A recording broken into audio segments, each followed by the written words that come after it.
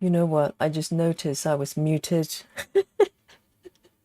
I knew something was wrong. So I'll do the intro of the piece. It happens. I muted the sound earlier on because I was testing something. I was doing a test stream, live stream. I was testing something there, and I muted the sound just in case. And now I just realized that the sound was muted. So sincere apologies. I'm not doing the meditation stitching with silence. Not quite. I've been talking for the last, I don't know how long, 10 minutes. Oh, actually longer. I've been on, I've been streaming for about 19 minutes now. Oh dear. There you go. But at least you had a bit of peace and quiet in the beginning. But so let me do the intro again. So this is a piece called Dry Flowers.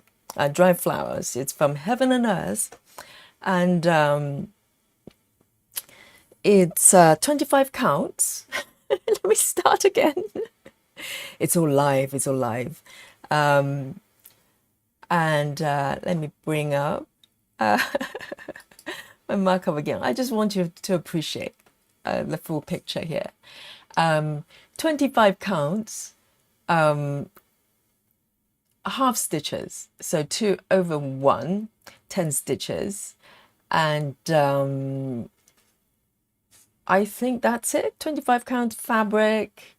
And the floss is CXC floss. I said all this in the beginning, but yes, I'll repeat it for you. Apologies. So it's just a beautiful beautiful piece. And I was talking about how remarkable, in a way, the title, in terms of the title of this beautiful piece, is so pretty, but it's called Dry Flowers, literally.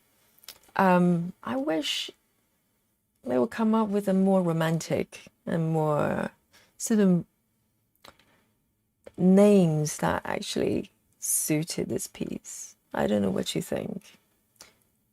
Because this piece reminds me of sometime maybe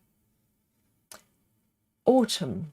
Because dry flowers, you probably make flowers. You take fresh flowers in the spring, maybe in the summer, and then you try to preserve them for the autumn and the winter, isn't it? So, and the whole tone of the colors, the palette is very kind of autumn-like for me anyway. So what do you think?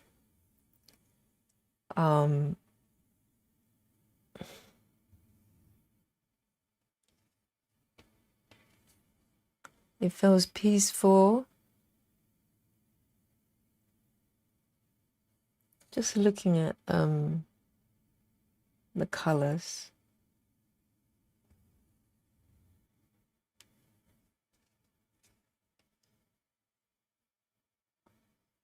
So the first few stitches, they're warm-ups, just like a yoga class. There you go. And once it's flowing, it's flowing. So 612, and I zoomed in a little too pretty close up, but I just want to prop it on top. It's easier for me to find a thread. Let me have a look. 612. 612. So I've got one here already. 612. This beautiful green. It's already threaded.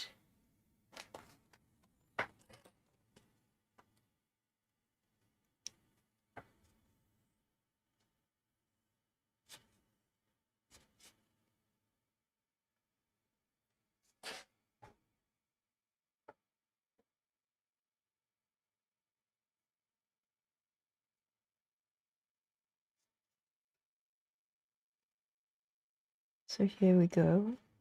And just in case you missed my muted audio, it'll be quite remarkable you actually managed to hear me. But this is midnight in London, past midnight. So it's a late night bedtime, before bedtime stitching. Oops, where do I put my needles here? Good.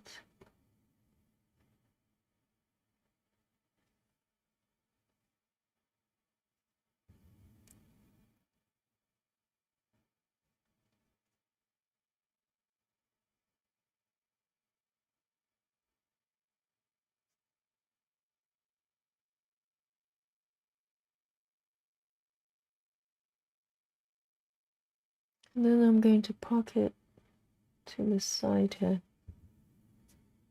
And then snip this bit off.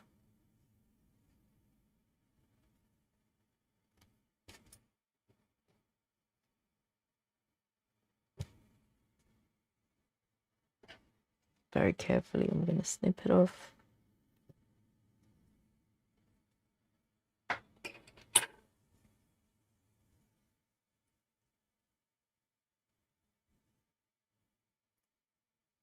So I'm not totally happy with the way I start my thread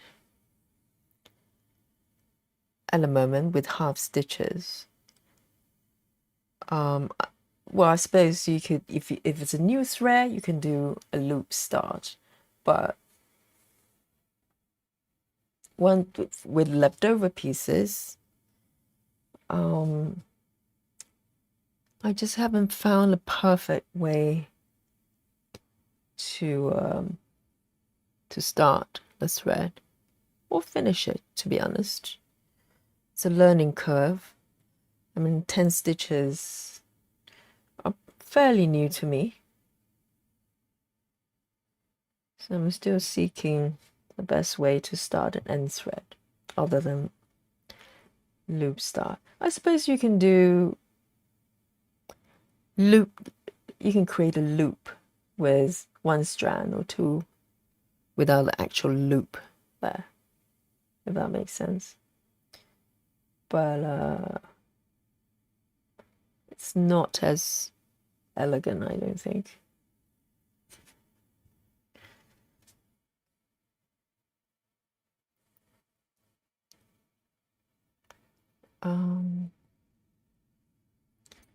Beautiful. Let me move it over here a little bit. Space.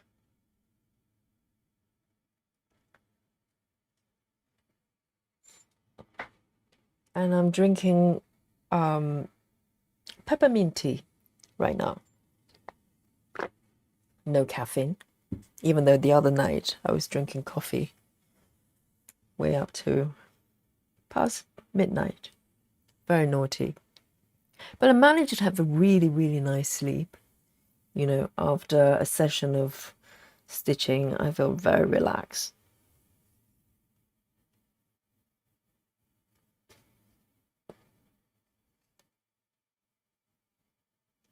Two here.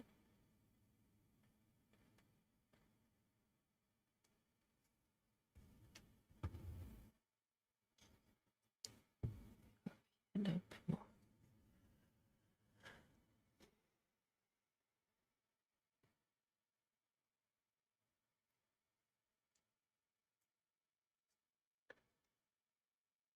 Three zero 3011.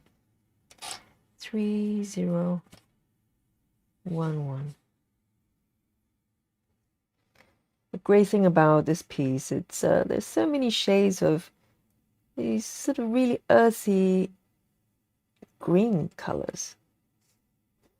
You know, a lot of my pieces, they're more on the colorful side, and the colors are more vibrant in the sense,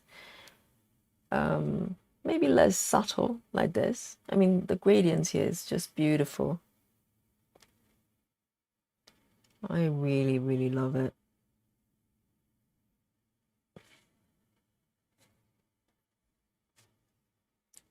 So loop start is no problem here. Very happy to do it.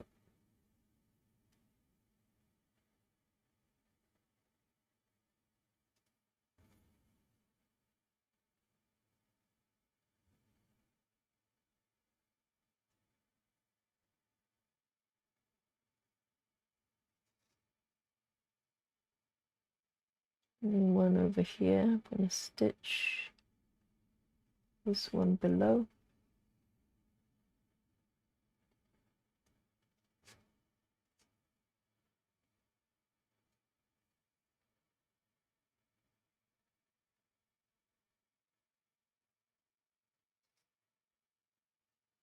And that's the last stitch of this color in this area, so I'm going to anchor it down here to end my thread.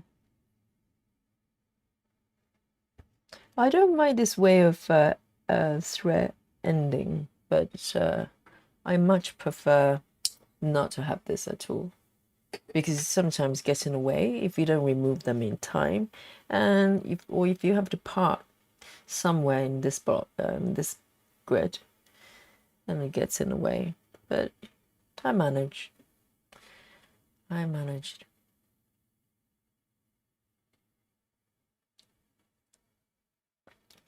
3011.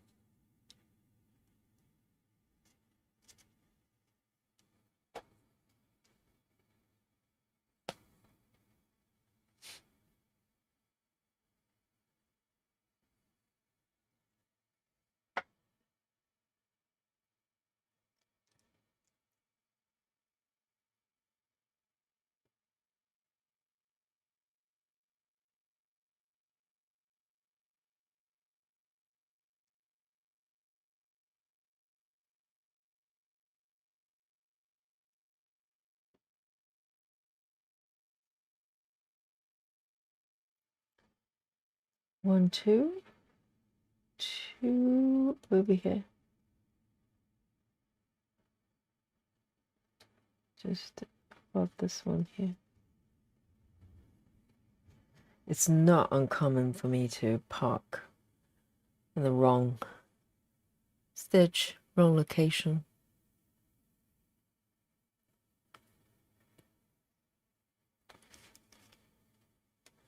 Right. 612. 612.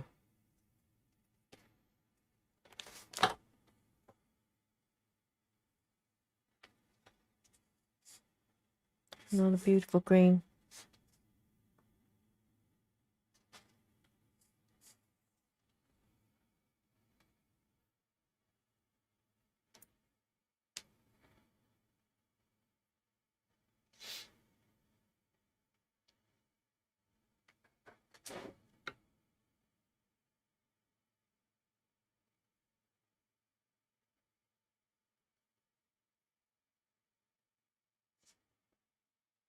Oh, I've got one thread part already. I do this a lot. I would let me see. It's the same color. 612. I'll just put it back, because sometimes I forget to mark the part thread, so I get confused.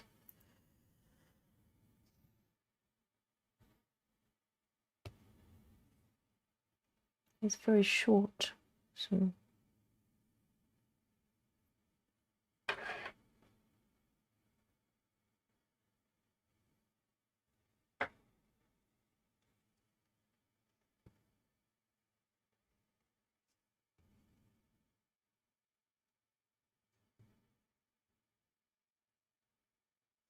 I'll put it down here.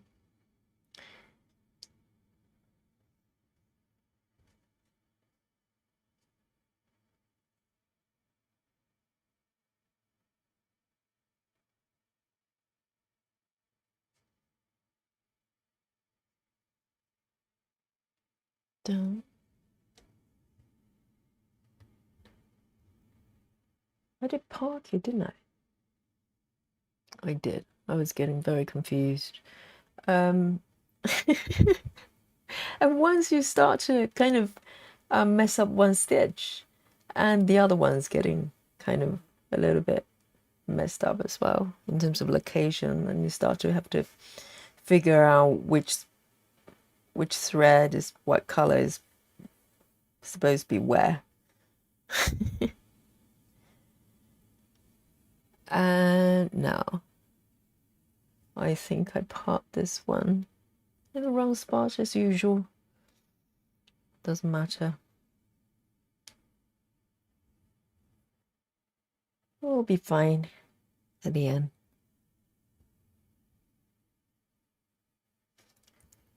It's like you're trying to solve a puzzle.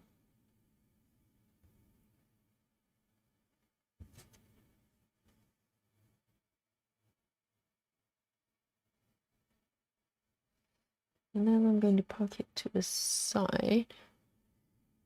2 stitches.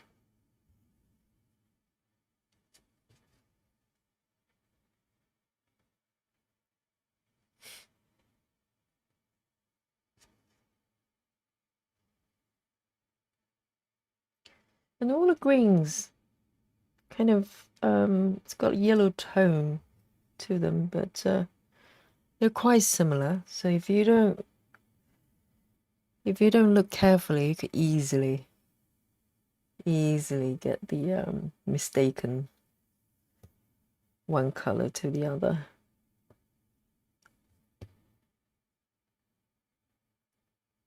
All these colors create these beautiful gradients, the shades. They're so subtle.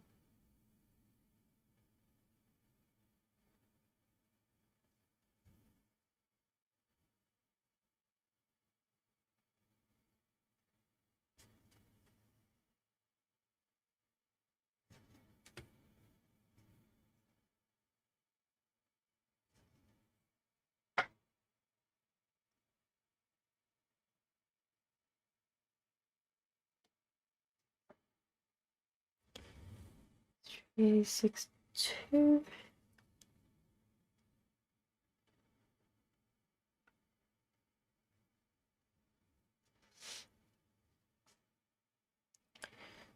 I'm doing a lot of half stitches recently, and it kind of makes me start to miss the 25 count full cross pieces that I've been neglecting for the past few months.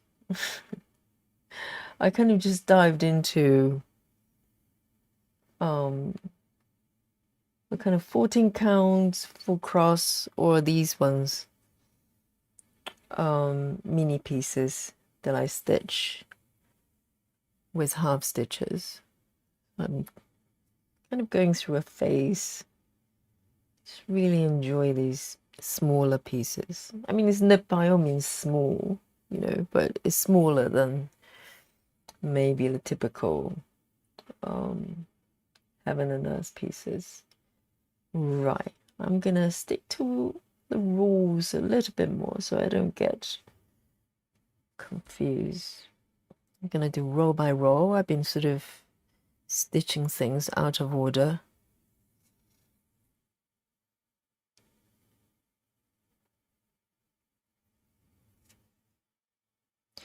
And I'm really looking forward to maybe doing a whip session. You see, I know all the lingos for the stitches. Whip parade. Yes. I don't know who came up with that. But yeah, I get it. I'm going to part this one here. And it will probably be a marathon session because I have so many pieces. I wouldn't know where to start and where to end, to be honest. There's so many. I haven't counted them. I've started so many new pieces this year.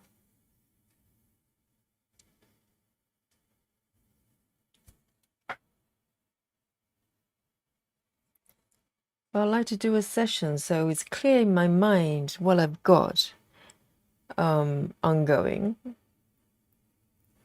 And maybe, I have a better... Well, I don't want to have a plan. I mean, this is not a job. I don't need to be so organized, but it's nice to have that big picture of what I've got right now. So maybe it will stop me from starting new projects. It's very tempting to start new ones. And that's what I tend to do when I get to a kind of a plateau, or get to a point that I feel kind of needing a little bit more motivation. What I normally do is I start a new piece. So that's my solution. That's my sort of remedy for that. So with this one, I think I'm gonna snip this off. Actually, I think this is the incorrect color. It's very short anyway. It's a tiny bit there. Well, I tend to stick with the thread and use it up as much as I can. I just don't like the idea of throwing away pieces. I really don't. And it's not because of the cost. I just look at these beautiful floss, beautiful threads as almost like paint. And the destiny for the paint for these beautiful thread is to be stitched. So, I've seen stitchers, they literally, maybe they start with short pieces, but they would do a loop start. And once they're done with that thread, even just a few stitches, they put it aside. Maybe they'll pick it up at some point, but basically they go into the bin. And I find it profoundly shocking. I just can't. I mean, I try to stitch every piece till I can't anymore. 524. 524.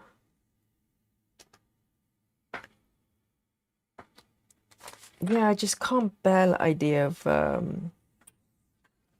throwing away a piece of thread that's still usable, even though loop start is great, but there's no way I'm gonna just throw away the leftover.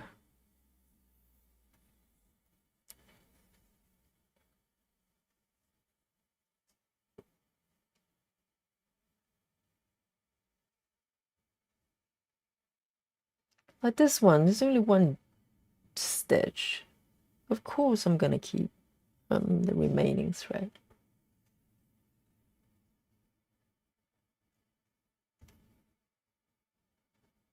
And I'm ending it here.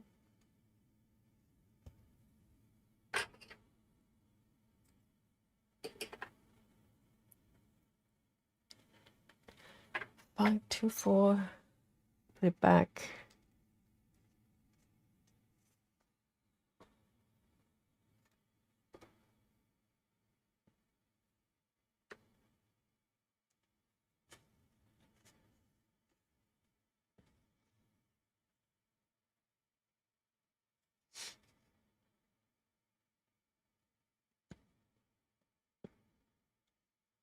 This one's really short. No.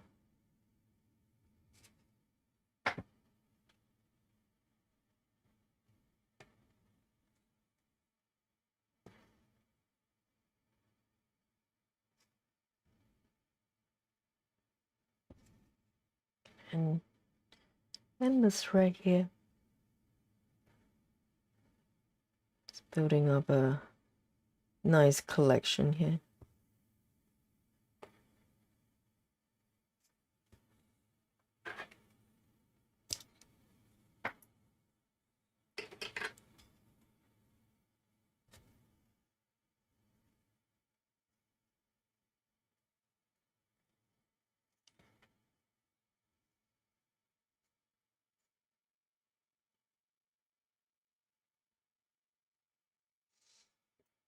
Have a sip of my tea.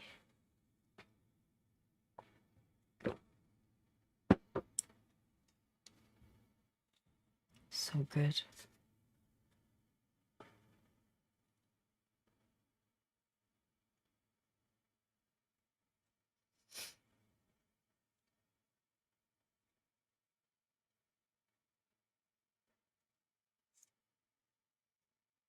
So there's a little bit of confetti around here. So quite a few sort of one stitch wonders. 471. Maybe got one threaded.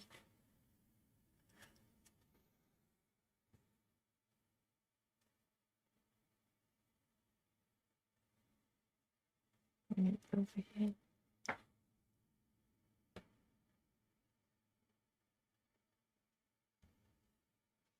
So I'll try to do a pin stitch here. I'm trying to do this, but I'm pretty clumsy with pin stitches when it comes to such a small stitch. So literally,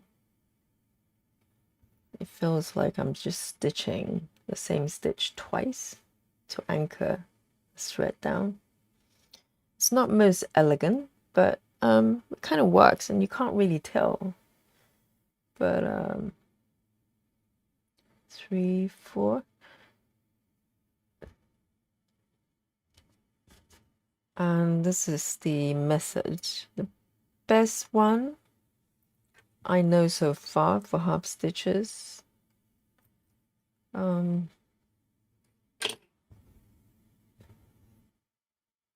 definitely switch to another method if I can find a better one.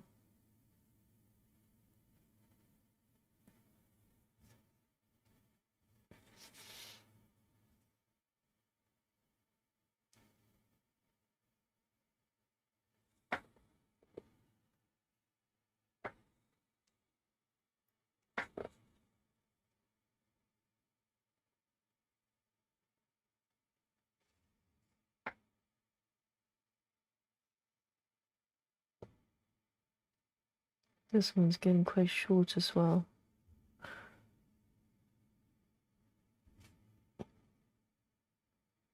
One, two, one down here.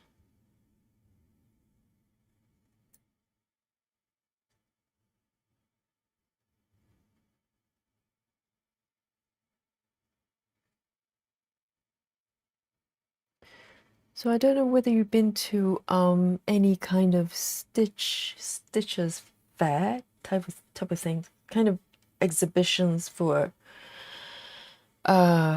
stitching stuff. I remember going to one maybe 2 years ago. There's one it's called, I can't remember, maybe Stitches something. It was a big kind of, not exhibition, basically kind of a fair that you go. And I remember it was at the time people were coming out of COVID, so maybe nearly 3 years ago, come to think of it. And so I was really excited. I got the ticket there. Finally, you can go to a public place and, you know, kind of do something that feels normal. So I think that was probably the first kind of fair that I've been to. It was quite big. It was in a kind of a exhibition center in London. 612. Let me just get this thread first. 612.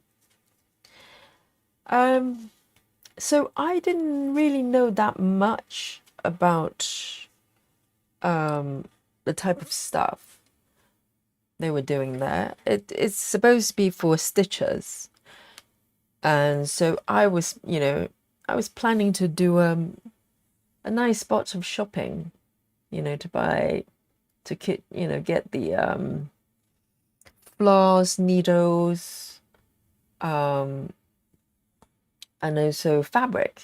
I was really looking forward to getting some maybe linen, because linen is kind of hard to buy online. You look at a picture, it looks nice.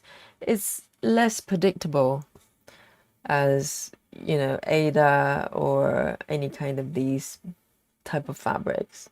You know, you can go for a brand and you go for a certain count, and you know, there's no surprises there. But linen, it's kind of harder to pick, and I wanted to be able to feel the fabric with my hands. So I went. But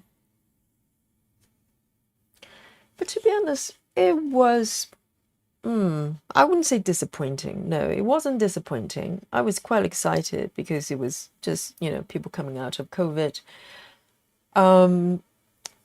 But it was a bit lacking there, even though it's a fair designed for stitchers, but it's so broad. There was a lot of sewing stuff, a lot of samplers, and I couldn't really find any good fabric at all. I was asking the vendors, you know, how many counts is this fabric? And they looked at me like I was crazy. And I think it turned out that they're not really for cross stitching, even though there's some linen sort of fabric there, but they're kind of more designed for general use, if that makes sense. So it wasn't really. Where am I? I'm here. Okay, hang on. Pick the wrong thread. It's okay. I'll just park it down here. It was more sort of targeting for all sorts of stitching. And I almost forgot, not everybody, when it comes to stitching, it doesn't mean it's cross stitching. I kind of just presume that everybody's doing the same type of stitching that I'm doing, and it turned out not to be the case. So I actually came back with, I think I bought some needle miters. Some of them I'm using here, maybe not these ones per se. This is a lovely sewing machine. I think I got this one from Etsy. So it's a good place to get your needle miters. But I got a few needle miters, so that was fine. Not a lot of fabric, because I just couldn't find anything that's kind of fit for purpose. So I kind of gave up there. And the following year, I remember I got notification, you know, maybe to go again to buy the tickets. I didn't. I just didn't feel like it was what I was looking for. It was fun, but it was just so broad. And I'm not aware of any sort of fair type of thing for cross stitching only. I think, you know, cross stitching, generally they're thinking about maybe cross stitching kits and sampler type of things. Those are more accessible to most people. So it made me realize that this type of stitching is very niched, and most people probably, you know, buy their own threads and fabrics and kit up the whole thing themselves, which is not something that most people do. You know, the casual stitchers probably wouldn't want to go that far. And in fact, I didn't even know people would buy their own floss and fabrics before I discover this type of stitching. You know, cross stitching for me, there were generally probably about 16 counts downwards. And they tend to be even if it's full coverage, I had a couple pieces like that. But the colors are the designs, they were a lot simpler things. And I think that's kind of for mass consumption when it comes to cross stitching, because this is very intimidating. I think if you never come across this before, this type of stitching and parking, etc. So I think we're a special bunch. I think this is people who are drawn to this type of stitching are special, I think. That's what I think.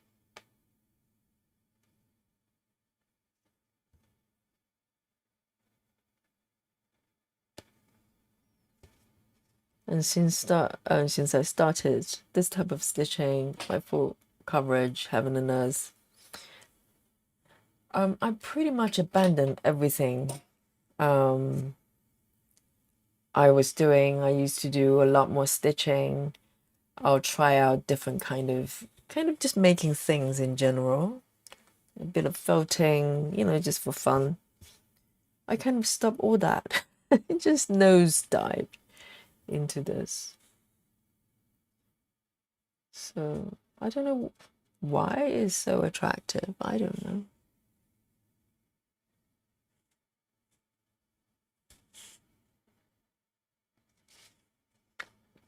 Three, 3, 6, 4. 3, 3, 6, 4. Let me see if I can zoom in a little bit more. These are smaller stitches. 3, 3, 6, 4.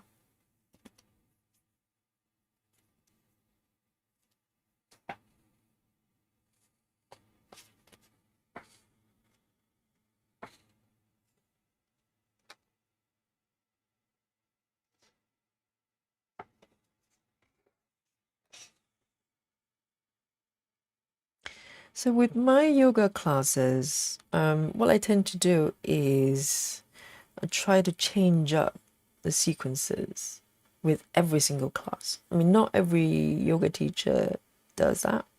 A lot of teachers like you, they would do sort of stick to very similar sequences. And there's nothing wrong with that, because some people might want to go to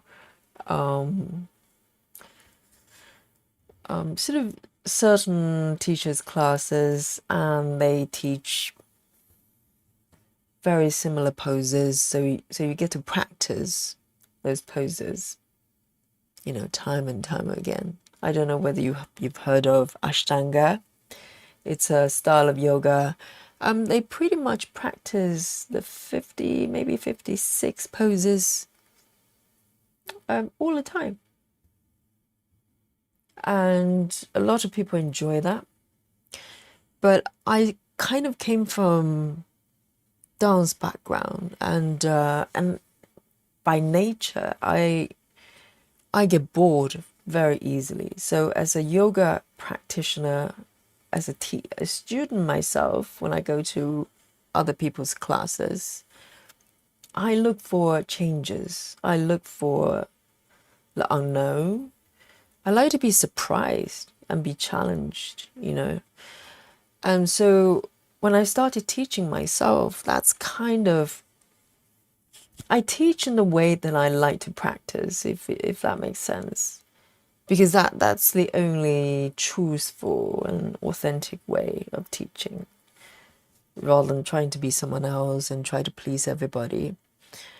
But it's tricky, because the sort of variation that you provide with the sequences, it means a lot of times can be quite challenging for students. And how do you balance the difference, between maintaining kind kind of a surprise element, so they don't go into autopilot, versus maybe pushing too far and people start to get a little bit frustrated because they can't do certain poses. They feel, you know, we all have that self-judgment that, am I good enough, right? So, and today I kind of came across that. So I taught 2 classes this morning, and these are lovely students. They come to my classes all the time. So I do back-to-back 2 classes. Maybe at least half of them come back every week, and they do both classes. So it's a long practice in combine. So, and you can tell these are the people who really enjoy challenges, and they're not intimidated by the unknown. But today, I don't know, maybe I pushed a little bit too far. I introduced a sequence that I could literally hear the students going, oh, as they're trying to do it. I mean, they're challenging poses, but not so much as crazy. You know, I don't fly around the room, that type of stuff, like unbalances. I don't do that. But they're strong poses. And and I could hear this noise coming from the students. And we kind of broke into laughter, so the entire class. But I knew that maybe, you know, they're at the edge. Sort of reaching their limit a little bit.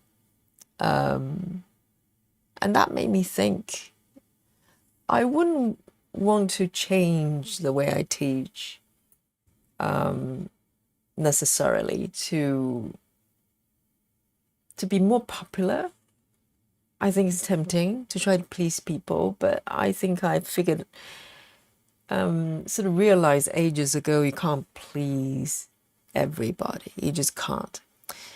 Let me just get the my color here, 3829. Because if you try to change yourself in order to accommodate, not to offend anybody, not to make anyone unhappy, first of all, it's not possible. So you can forget about that. And also, eventually you lose your way, I think. But it's, yeah, it's a judgment call. So I think the only thing you can do is to be authentic and be yourself and draw the right audience, so to speak. That's the only way to go. But it doesn't mean you don't learn from your experience.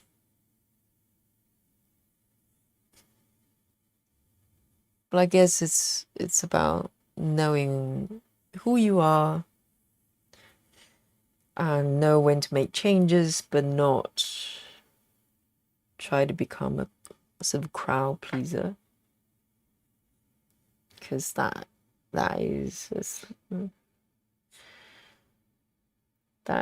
that's not going to lead you to a good place, I don't think. It's a slippery slope.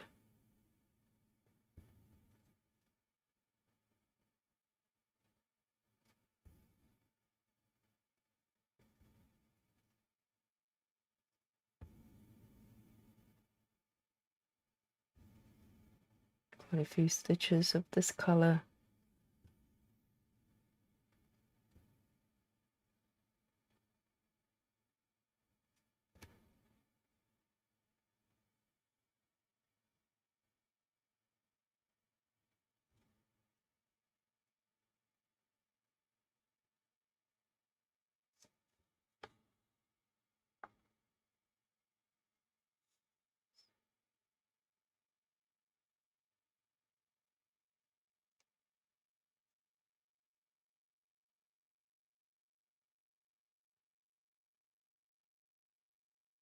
So fast.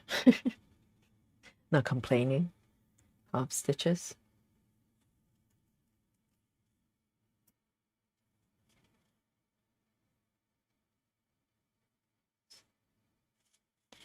Six 1 0.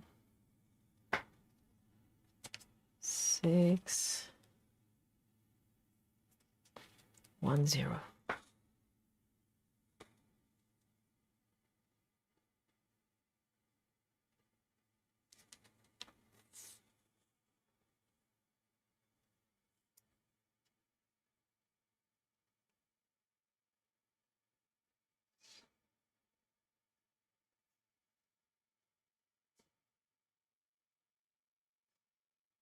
So I visit Heaven and Earth, the website, from time to time.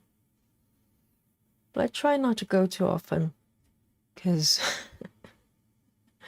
just in case I see another piece that I like and just end up buying the pattern again. Oh dear, I've got 3-part threads here and only one is being marked on my pattern keeper. So there you go, I've got duplication again. Never mind. 6 1 10.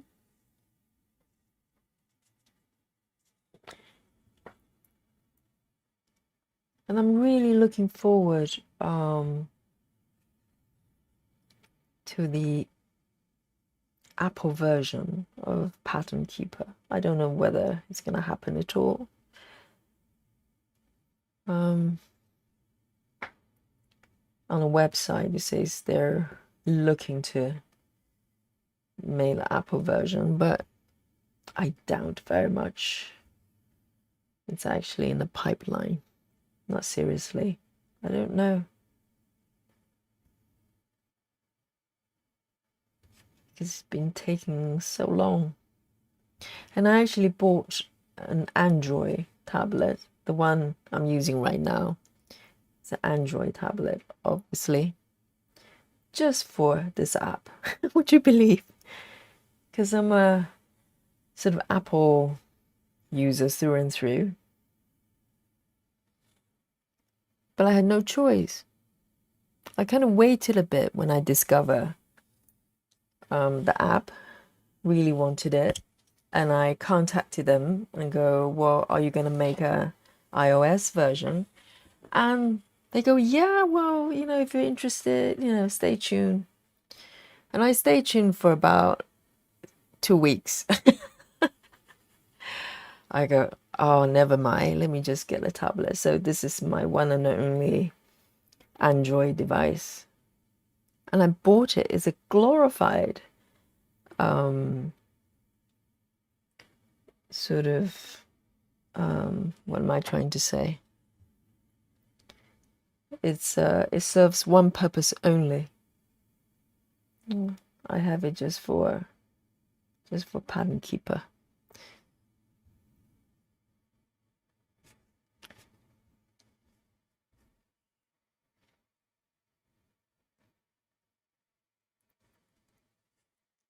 Three 8. Oh, I do have it too. 3862. I don't know how I managed not to part these threads, not to mark them at all. I have no idea. I'm normally a bit more precise than this.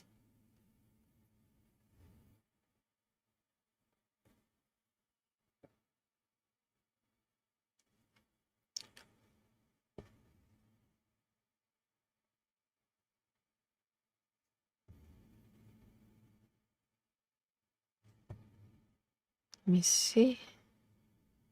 There's one more here.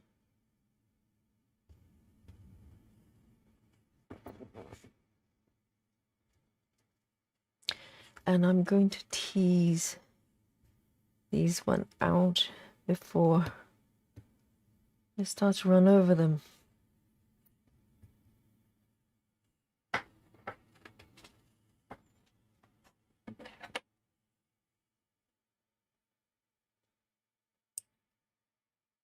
You go. Remove this one as well. I mean, clearly you don't want to do it too early, too prematurely.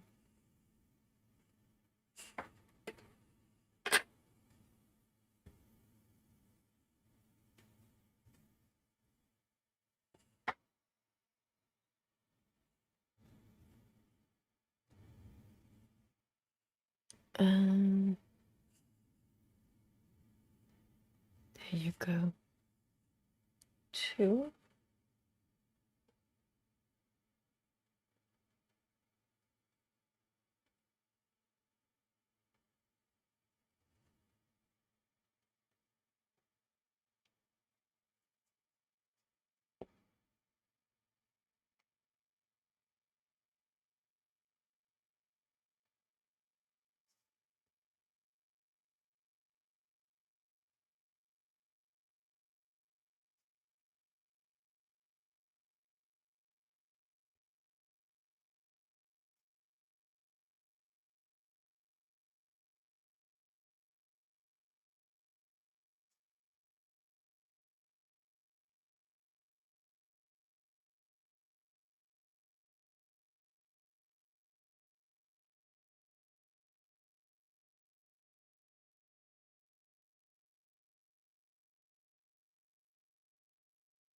One, 2 here.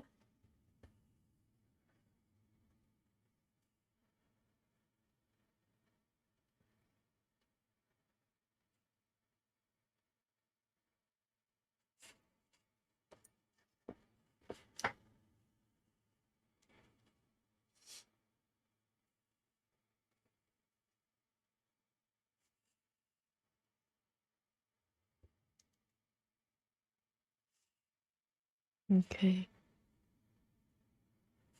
3, 7, 8, 7.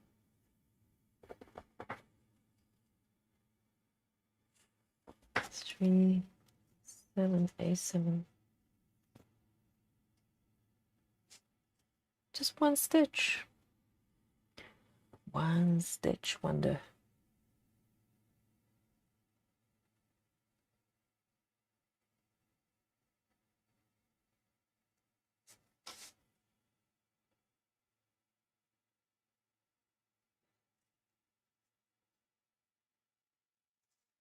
This one's a little bit tricky to pull out.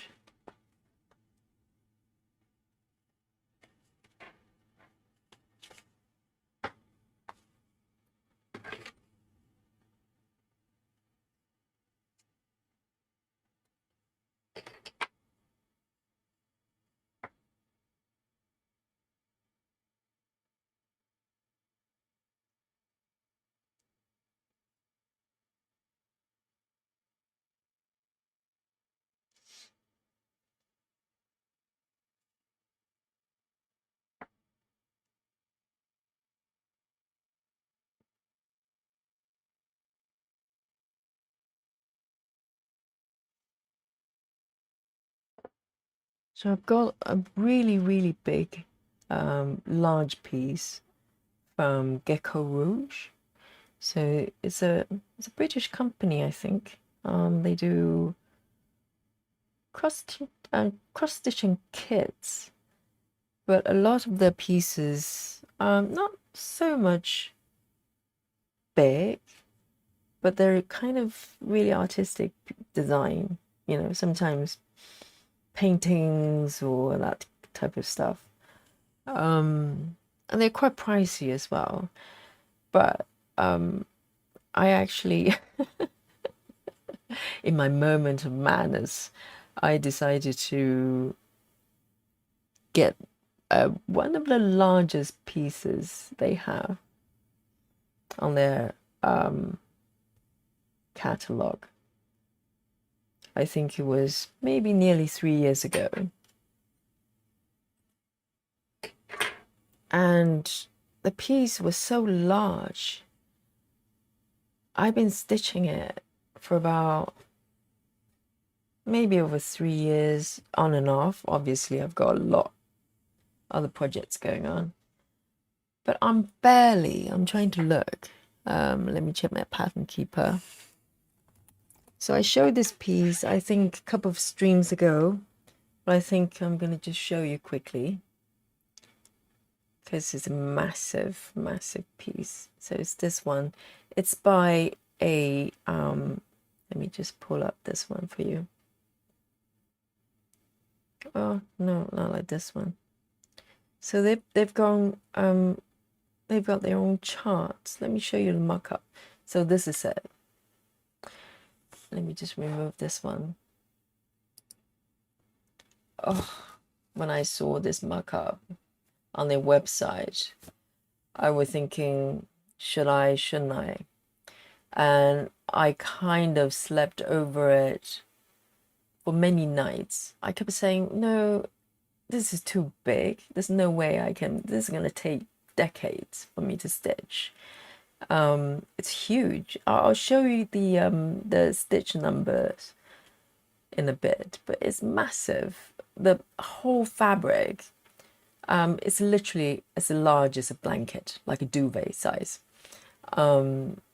25 counts, and but I don't know, just calling me every single day, every waking hour.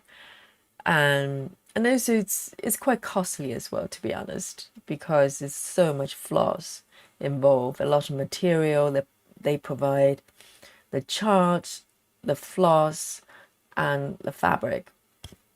And but I decided to get it. Uh, let me show you my progression so far. Okay, so this is how far I've gone. So it's quite a large area, a lot of confetti. It's crazy. But if you look at the totality of what I've done, 3 years, and this is how far I've gone. Okay, and to be, I have to emphasize that I don't stitch every day. I think I probably did for the first 10 months. I would, for the first maybe 3 months, I was stitching every day like a crazy person. And then, I had to change it up a little bit, but I kept going back. But this is, I've got 7% here after maybe over 3 years. So I just wanted to show you that because I would like to be able to go back and maybe pick it up again. Sometimes the idea is just so daunting. So it kind of made, like this piece, for instance, a lot more, I wouldn't say doable because it's still quite big, right? But in heaven and earth terms or full coverage terms, it's kind of more manageable. So that's kind of, the impulse you have sometimes. And I don't regret getting that piece at all, not at all. I'll keep stitching the piece. But as you can see, the colors are quite bright, and you have to be in kind of a right mood for that. Like tonight, this is more my kind of mood. This kind of color palette is kind of for me, for late night stitching. But I love that piece as well. I love to be able to get back to it.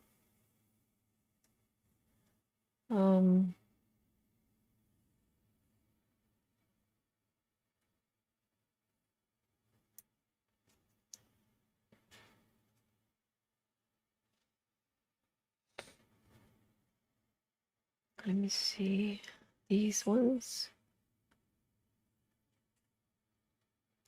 779.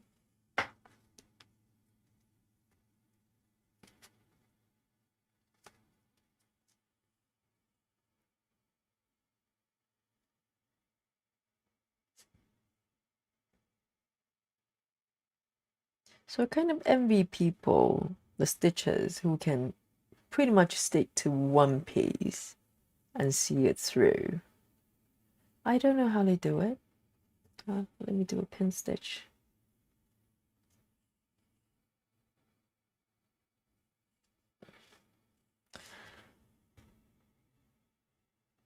You know, some people manage to dedicate like 2 years or 3 years in one single piece and then move on to the next one.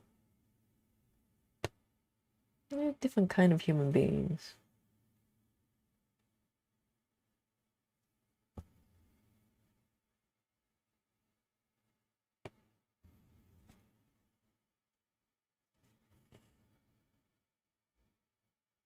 So I'm going to park it down, just one stitch here.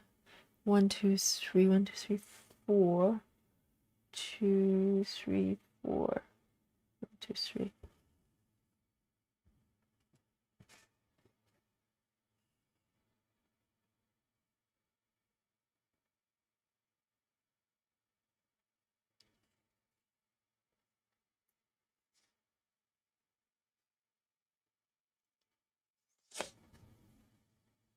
Right.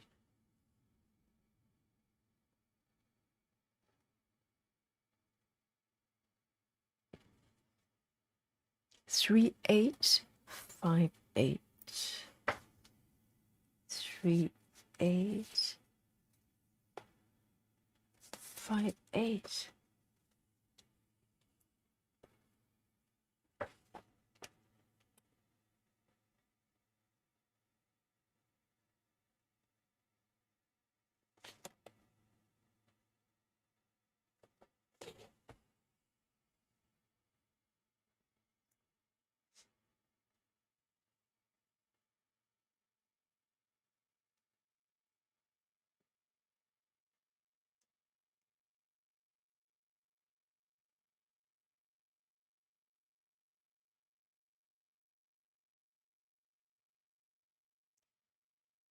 The loop start.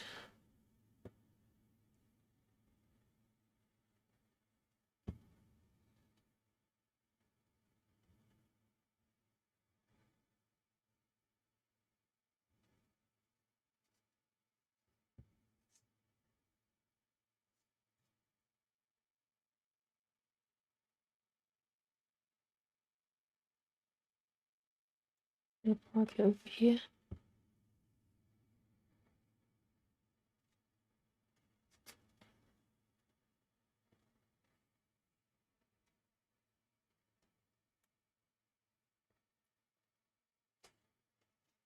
I try to be as disciplined as possible when it comes to doing it block by block, because the temptation is to start stitching over to the neighboring blocks because it's there. But then you start to blur these lines and it gets confusing when it comes to spotting the stitches. It's much easier when you have that nice clear definition, particularly with 25 counts.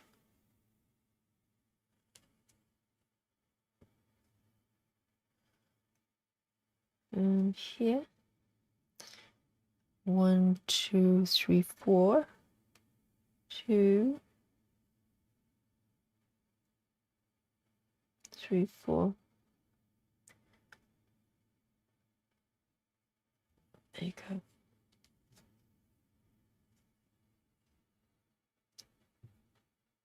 Over there a little bit.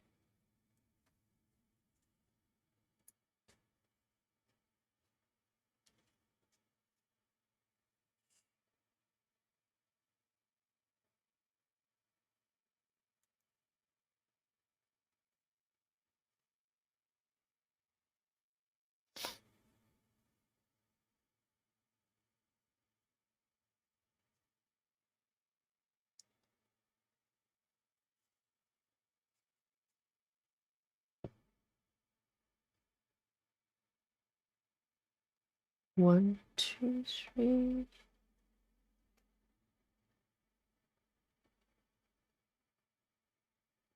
Oh dear, I've got one here already. How did that happen? Is that the same color? 1, 2, 3. Oh no, what is this one then? Let me have a look.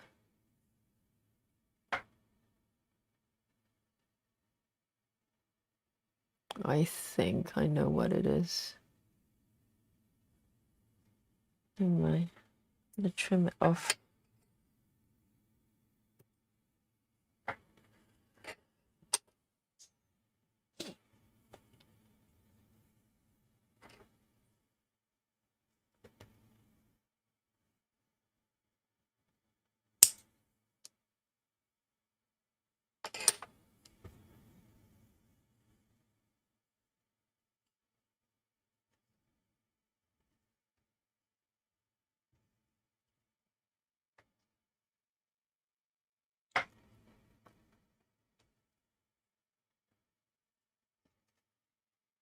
One, two, three.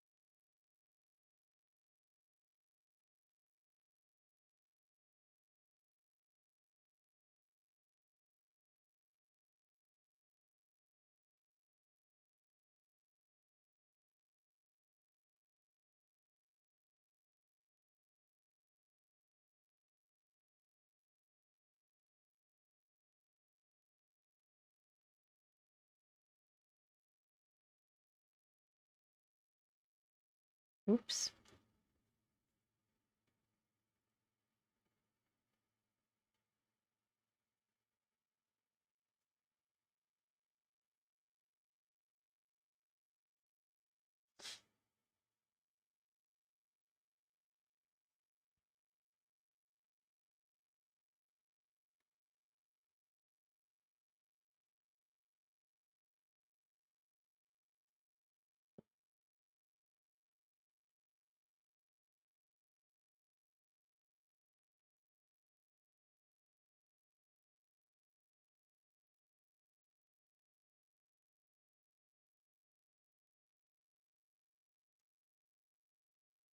So this block is close to completion. That's a great thing about stitching block by block. You have that sort of mini milestones as you stitch, because these pieces are so vast,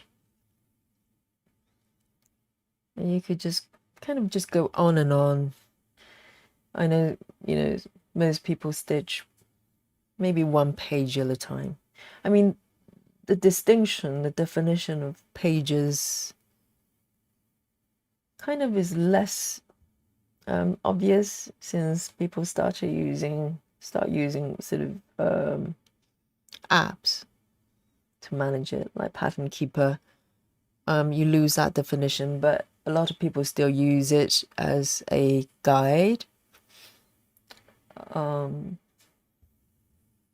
So when you complete a page, it feels like you've completed, you hit another milestone.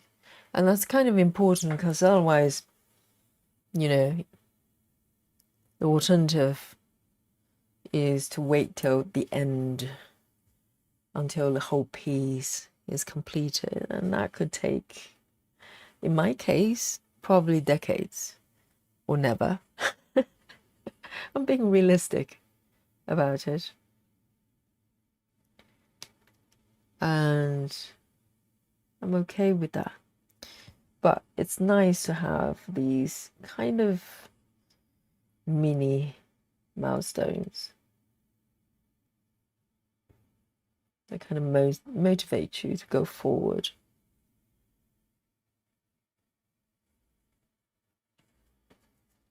And also it feels really clean and tidy. There's something quite therapeutic about this. I don't know about you. Because some people try to blur the kind of square lines just in case they create some sort of marks. But to be honest, life is too short for that. I've never noticed any kind of lines in between anyway. Unless you stitch really, really tight. You pull the floss really, really tight. It's unlikely you're going to end up with sort of those lines.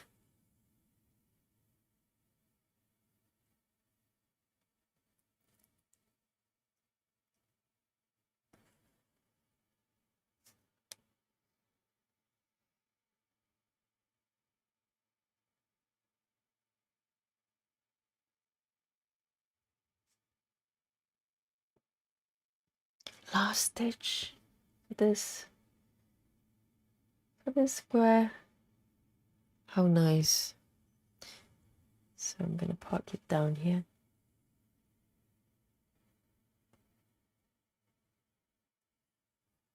Good. Where do I go next? Well, the great thing about this way of stitching, let me just zoom out a little bit, because it's worth mentioning, is when you go diagonally, I suppose it's probably similar if you go kind of across the page. When you create a lot of edges in different areas, it means there are different color groups that's happening there. So when you get a slightly fatigue, of one color group, you can move on. You can just pick a spot and go there. And that's what I'm going to do. I'm going to move toward the kind of blue area. It's looking very attractive right now. Maybe I'm thinking whether I should maybe complete this one first before that. Maybe, yeah, that's what I'm going to do. But this box, this square, has more kind of different color mix, which is very exciting. So with most pieces, if you move to a slightly different area, you come across completely different sets of colors, and it makes it fun. So I'm going to move over here, maybe zoom in a little bit more.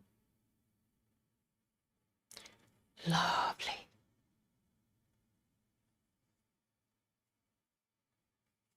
I'd be very happy if I can finish 2 squares in this session. I don't ask for very much. I'm slow stitcher. Let me see, should I start from the left here? Okay, let's do it in order. Let's do it properly. 3, 7, 4, 0.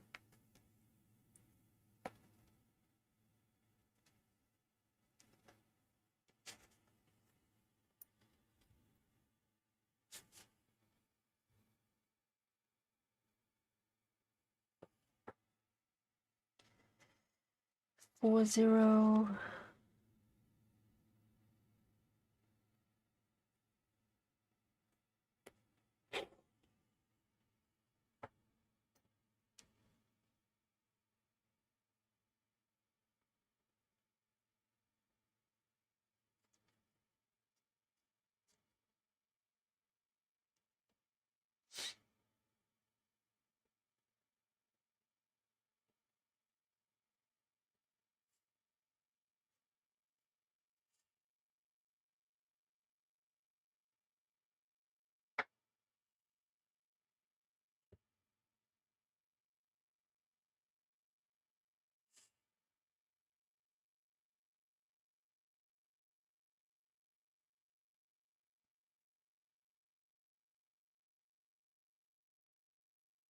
Here you go. Only 2 stitches of this color.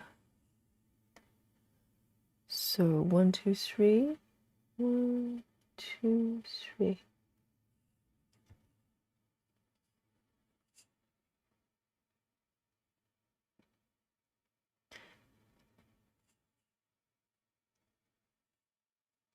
And it's always nice to come to a square that's got so many part threads there already waiting for you.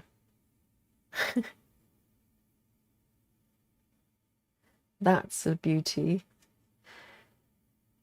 of parking method.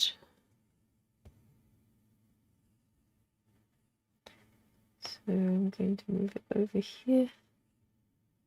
Oh, actually, that's 1, 2, 3, 4. 1, 2, 3, 4. 1, 2.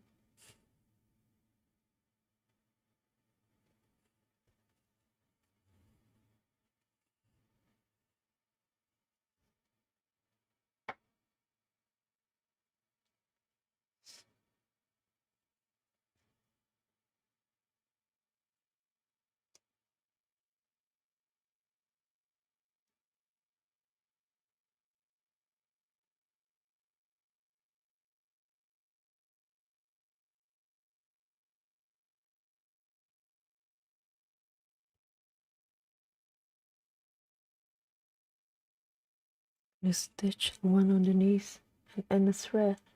It's only 2 stitches of this color.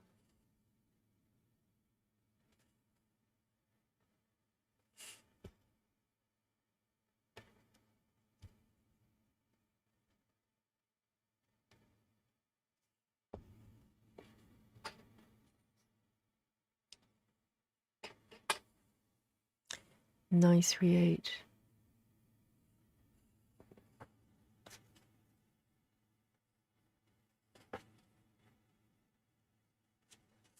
Good.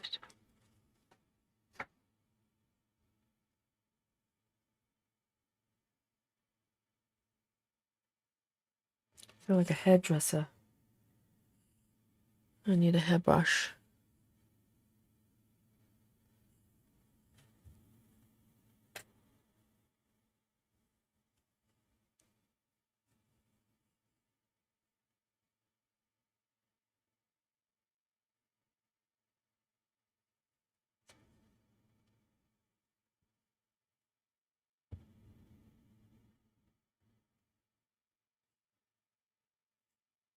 So this one's getting kind of short.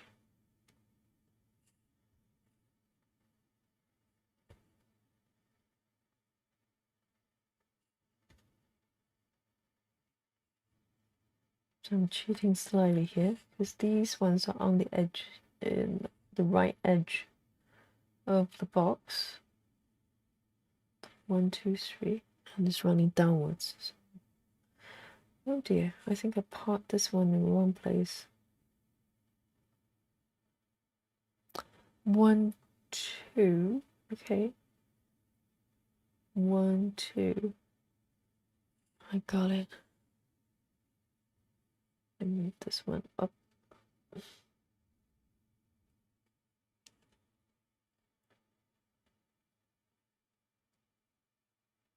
feel like a surgeon.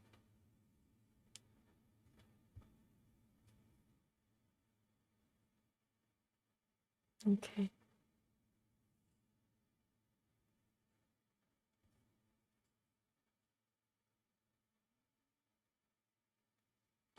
Let me park in the correct area, correct spot.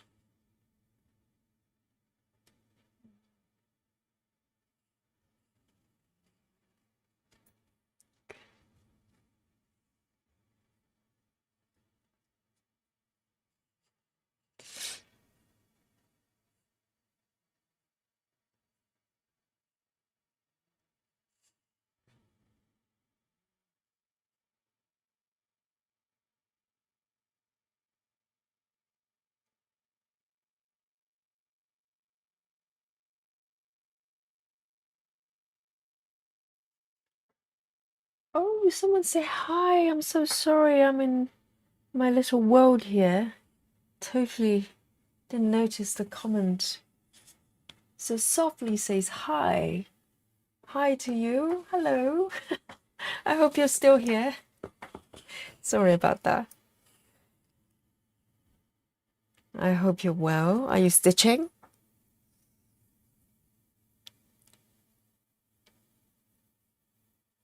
It brings me joy when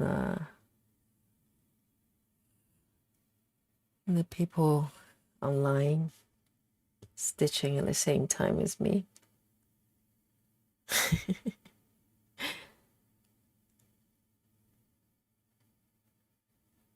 So greetings to you. I think majority of people probably, I don't know, if you're watching, you're probably in a more civilized time zone right now. In terms of our time of the day wise.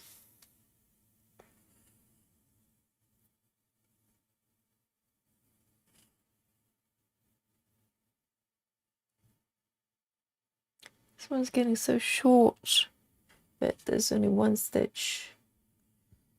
So I'm gonna end it.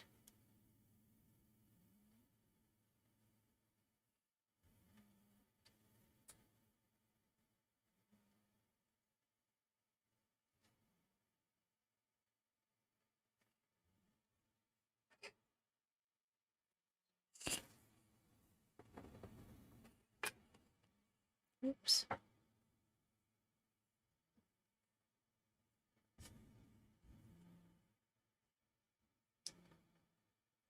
Down a little bit here.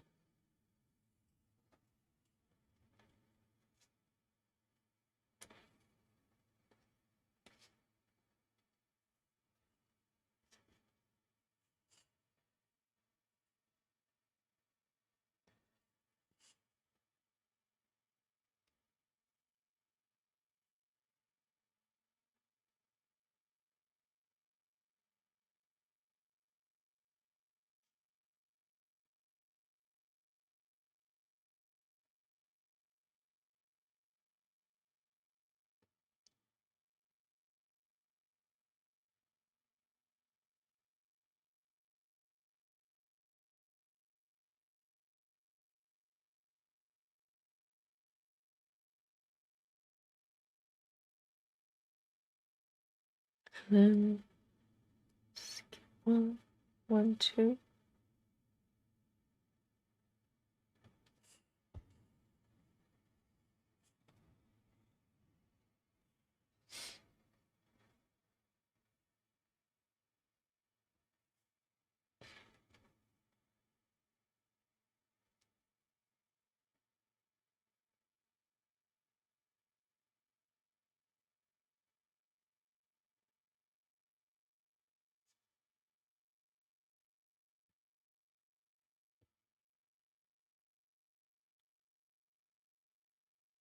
One, two.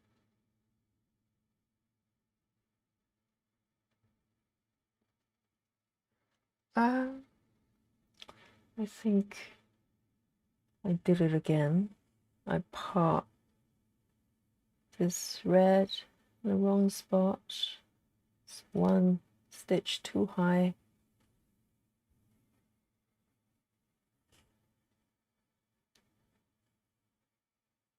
Or maybe not. Oh yeah. Hang on. Let me see.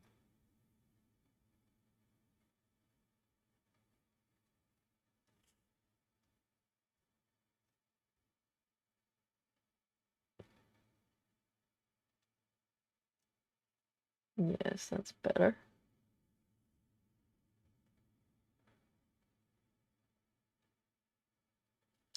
There's some when you spot a mistake and it looks like a mess, but when you manage to fix it, it feels good. Or maybe I didn't park in the wrong spot. Hang on.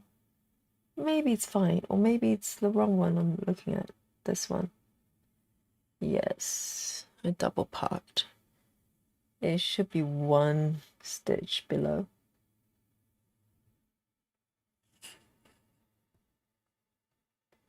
So trying to solve a puzzle. There you go.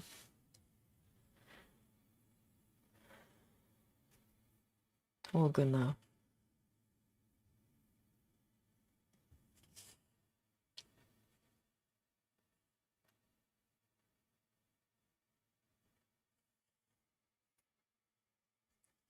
And 315. 315.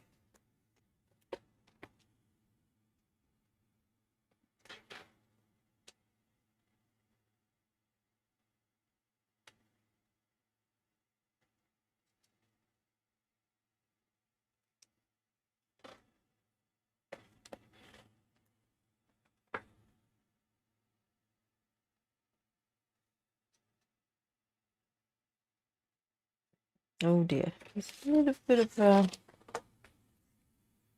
Let me see. Why is it so difficult to pick this one? Okay. Got it.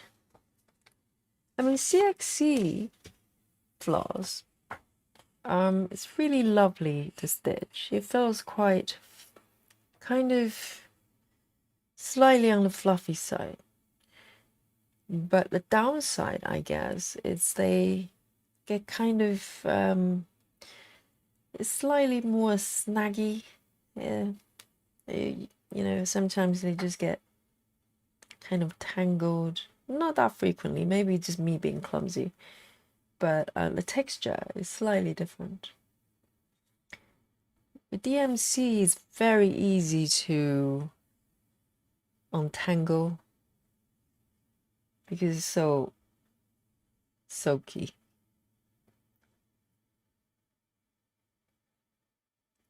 So, but I quite like CXC because you can see the tone is so earthy. It just feels, you know, it's got beautiful tone to it.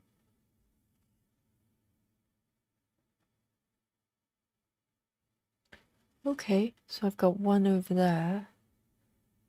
So I'm going to park it down here.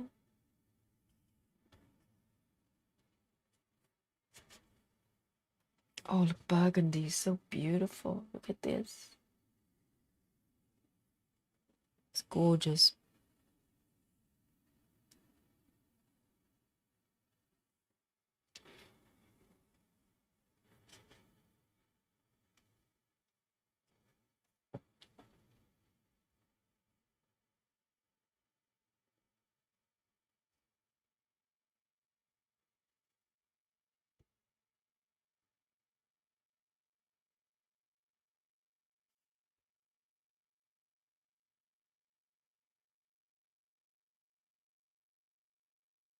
I'll do this one underneath.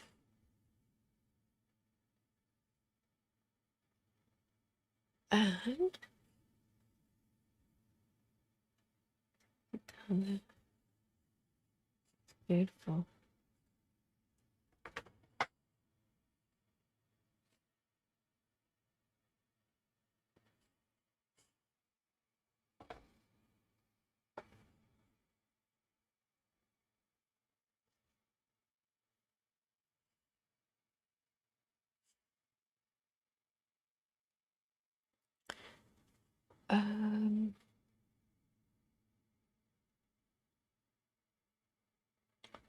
That's weird. Okay.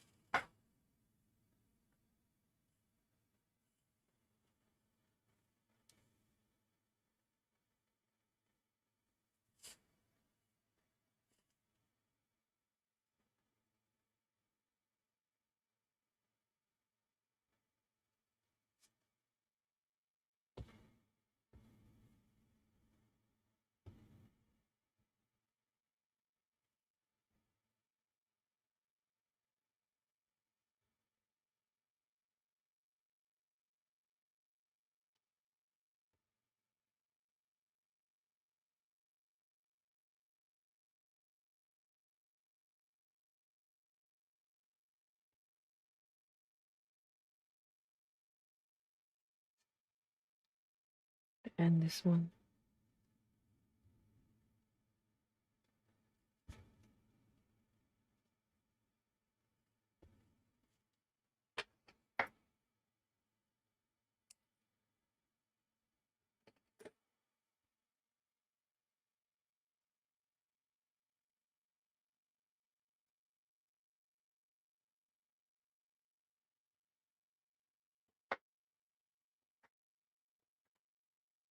So that's one of the things I'm really looking forward to is discovering different and new stitching method. To be honest, I'm starting to think that I've tried everything other than long distance cross country, which I can't do. Otherwise, I think I pretty much tried everything that I've discovered so far.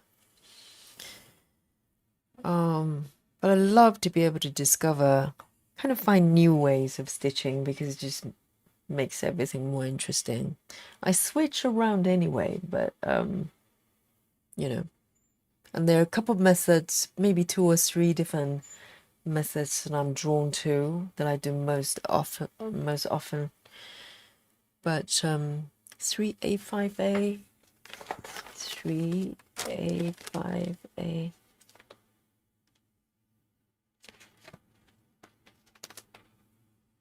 And there are methods I tried that I immediately know is not for me. And there are ones that I had to sort of, you know, a little bit more learning curve. So I do a little bit more. It's always fun.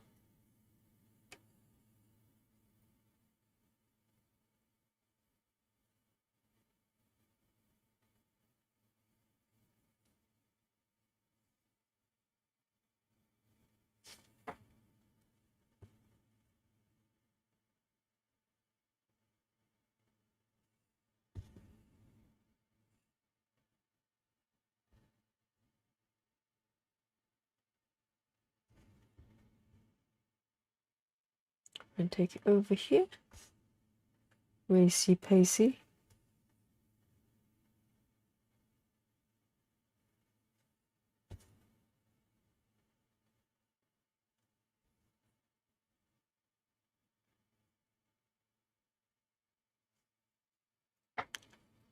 You see, thinking whether to stitch down from here. No, I'll park it. Be a good girl.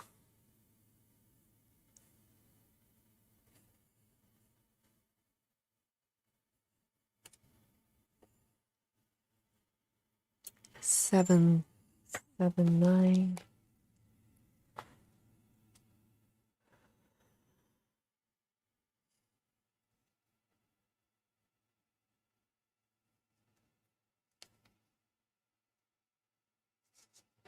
Let's see if I can take it over here. Ooh, really big. A bit zoomed in. A little bit too close. 779.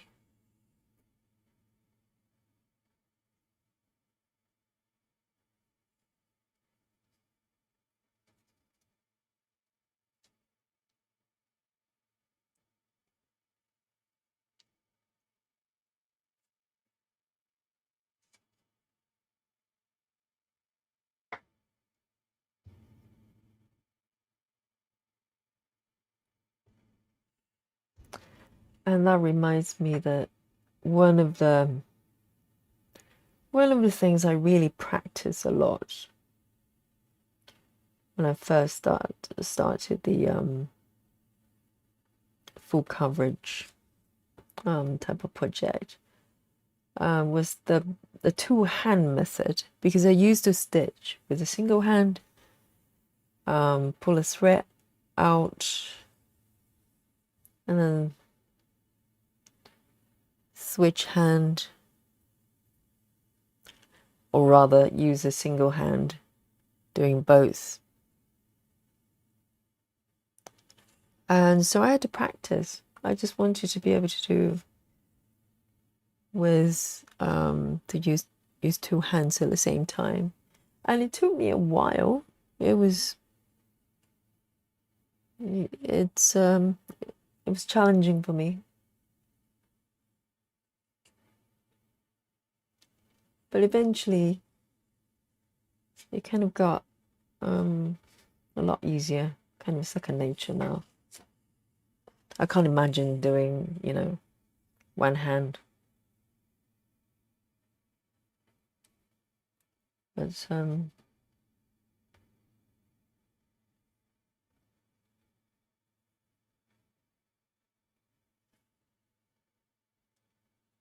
took some practice, and it's always fun when you have a goal and you try to stitch a certain way.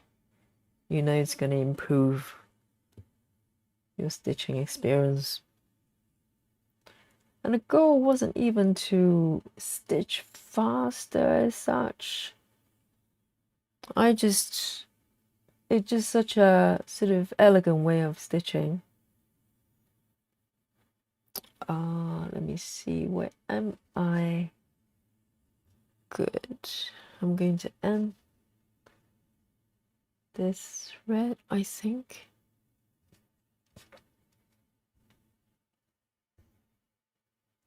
It's finished with this color. Because you feel like you're stitching like a grown-up. It doesn't matter that much when you do sort of samplers, because with samplers you tend to turn your work around and tuck your thread in. It's quite easy to do.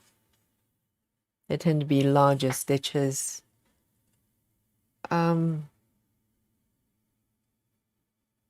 But with this type of projects, you want to keep the work on the same side as much as you can. Let me see.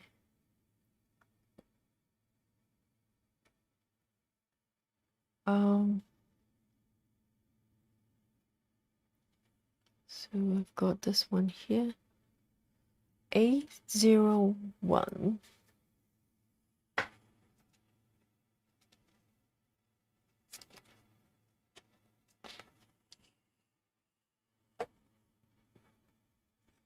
Already threaded.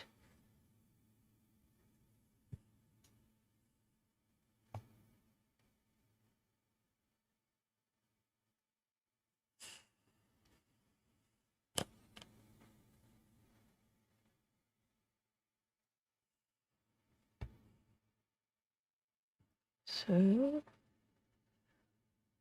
I'm trying to see if I can do a pin stitch here. It's kind of tricky to do, I find, particularly with two strands. So I'll do a little pin stitch and then stitch over it to anchor the thread. Not the prettiest method, but it works.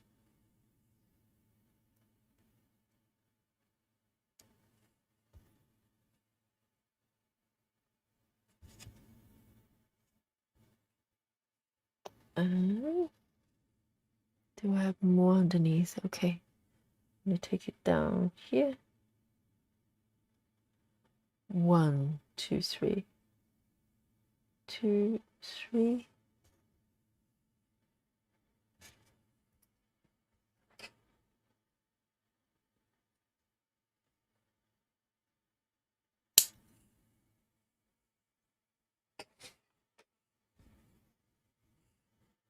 A sip of my tea.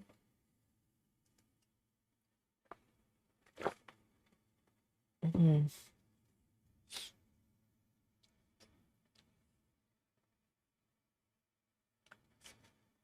2.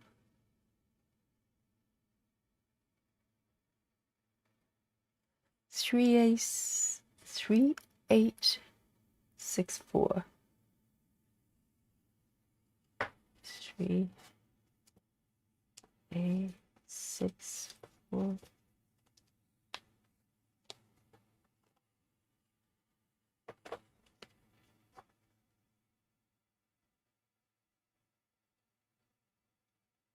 I feel so grateful that I discovered cross stitching because it's just so peaceful to do. It's so peaceful.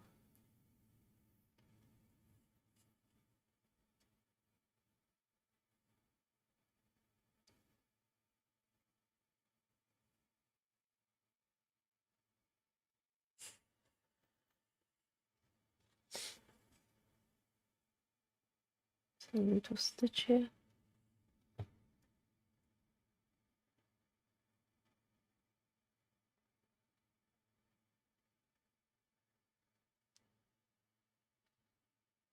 It's a bit tight, the stitch. A lot going on there.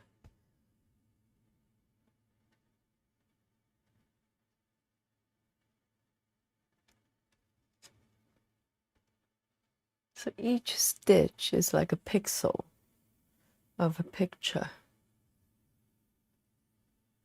And you kind of place it down carefully. Eventually composes a bigger picture.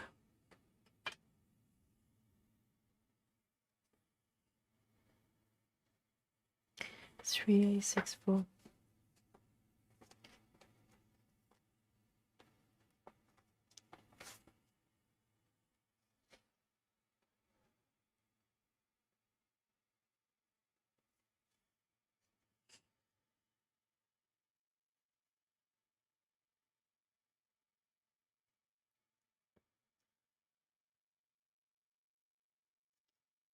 I'm gonna start from the right here. Well, I learned this way of stitching from, I think it's Stitch Ninja, a lovely lady, but she's got this variation of this row by row thing. I think she called it snake method. And so I understand the principle is to do it row by row, and you allow yourself to kind of stitch anywhere that's got one stitch above, which I love because it's much less, more relaxed. Well, or rather more relaxed comparing to strict row by row. So I love that sort of rule. But she does, the reason it's called snake method is for some reason she would go, I think it starts with left to right with odd number rows and right to left with even numbers. And I never figured out why you need to do that. Maybe I missed something. If you know, let me know, because I watch her watch the videos, and I've been trying to figure out what's the advantage of stitching row by row. This one's a little bit tricky to park. I'm gonna find it. But for some reason, and I knew the snake thing probably doesn't work for me because I have trouble figuring out, I have to remember which row is the even number, which one is the odd number. That would probably drive me a little bit crazy there. So I let that one go, and it still works. It still works really well, the way I'm doing here. So,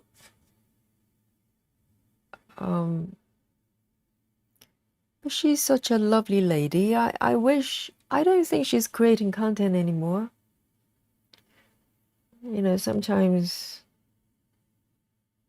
life takes over, and you just forget to come back. It's a shame. She's got a lovely way of stitching, and she's so calm when she speaks. I think she's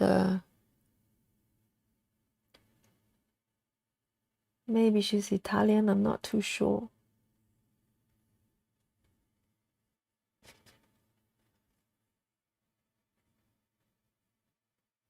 I could watch her for hours.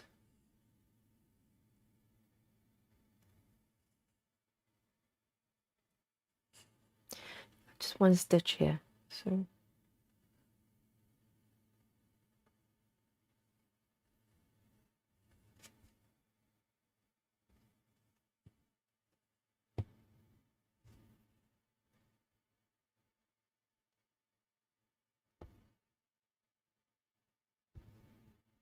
and this one here.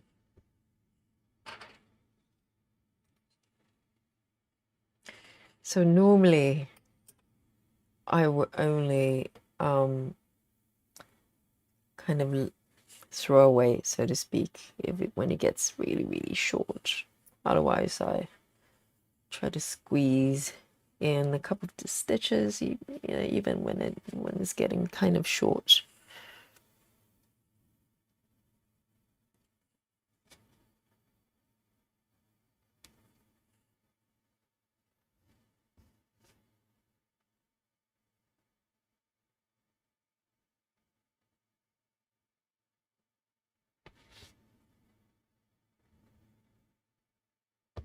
Whoops.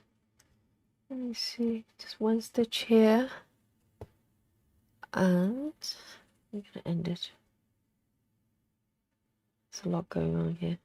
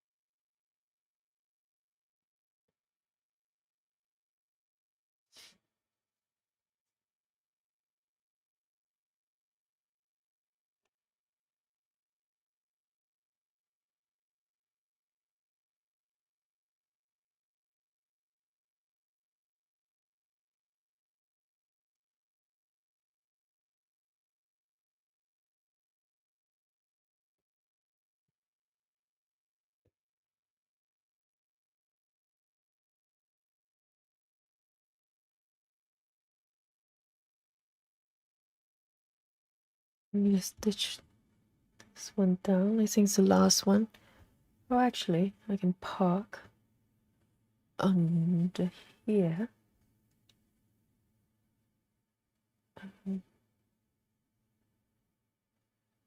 One below.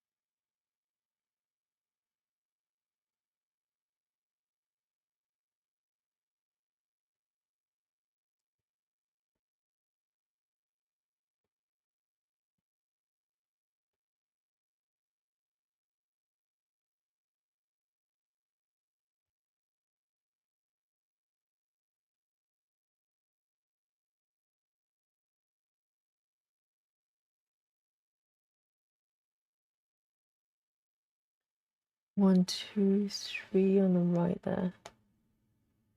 2, 3, 4.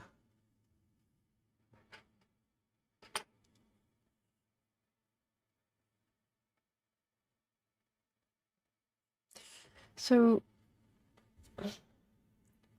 I guess this is pros and cons.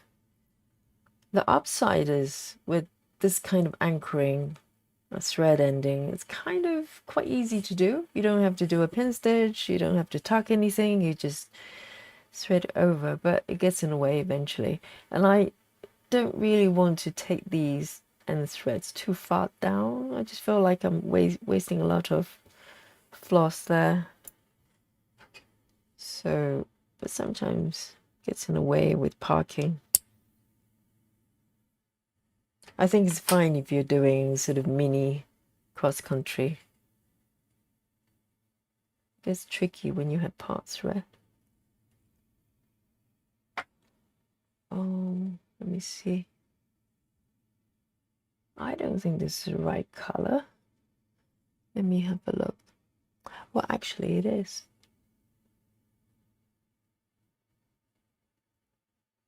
My cat, Dolly, she's sleeping next to me really peacefully.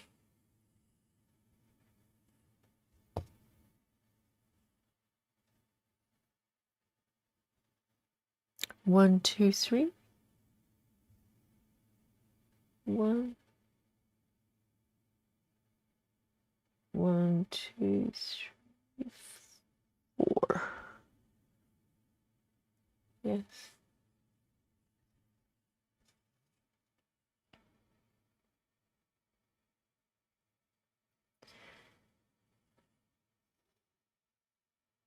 One, five, four.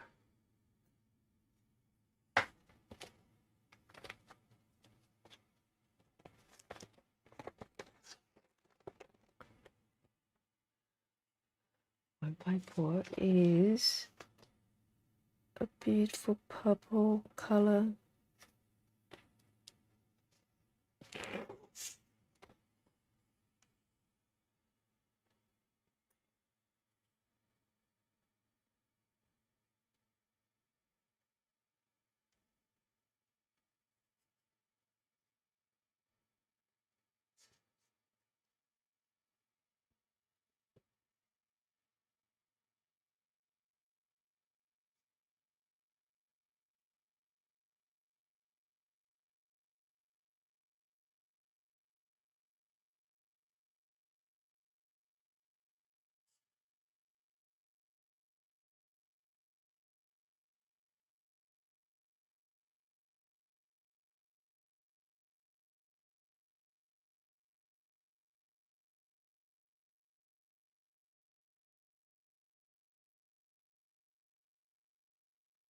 We're stitching so closely to these individual colors.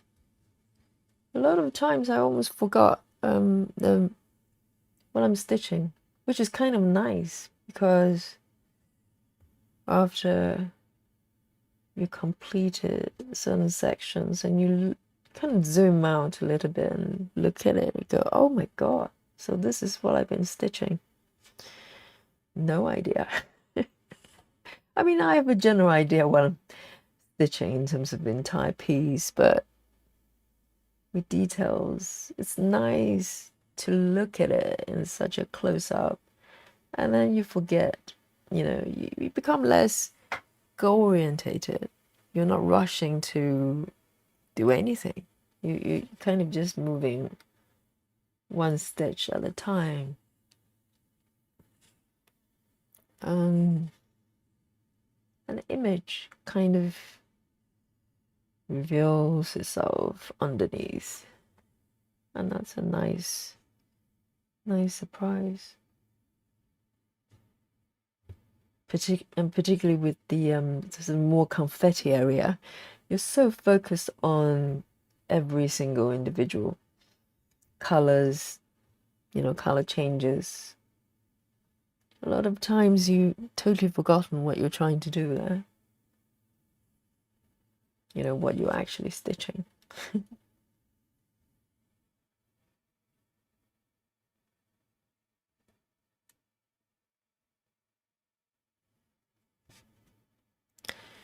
Let me do this one.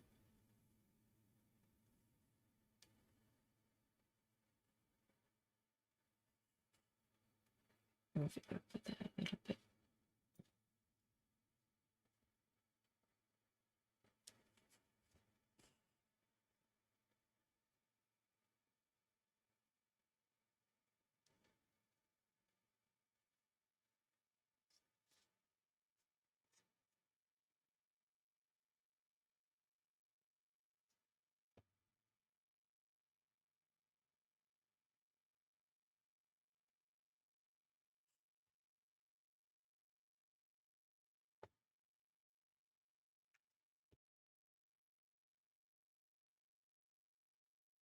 I want to take it over here.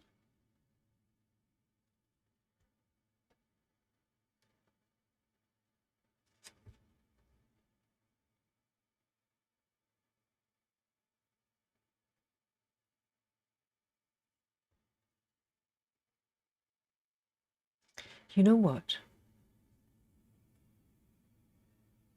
I just had a kind of deja vu moment here. It's so weird. I just feel like I've just the last moment when I was stitching um these ones, I feel like I've done it before. How strange. How strange. I get that sometimes. But just for that really short moment, because past that moment, it just feels normal again. But sometimes it's just that sort of few seconds, you feel like, hang on, I've been here before. I've done that before. Feels familiar.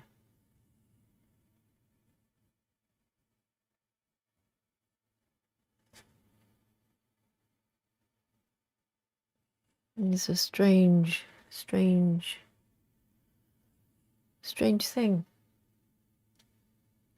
And the thing is, most people probably have those moments, deja vu. So it's a human experience. It's not sort of so odd that only a few people have experienced it. So you have to ask, where does that come from? What is it?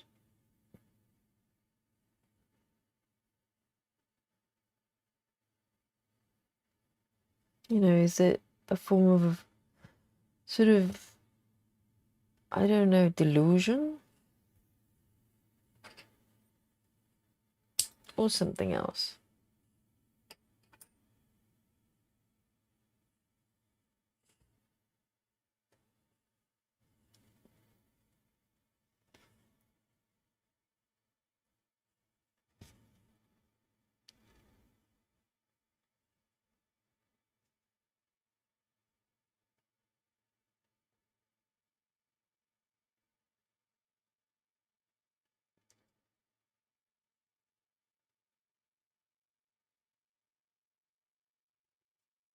So one stitch here.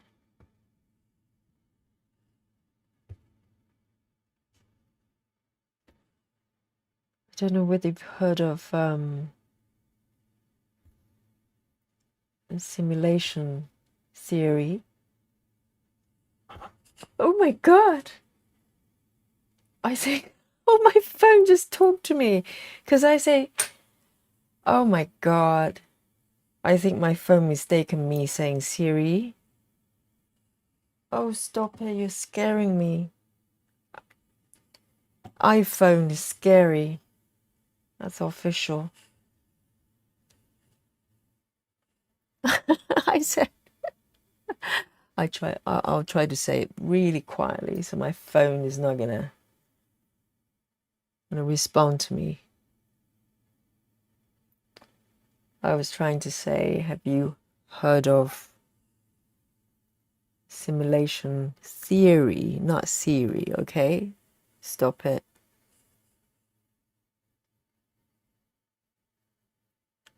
If you haven't, welcome to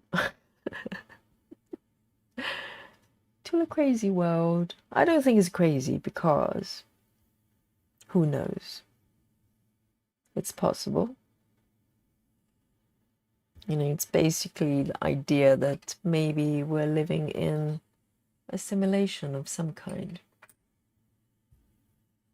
And it's probably not that far-fetched, you know, in terms of probability.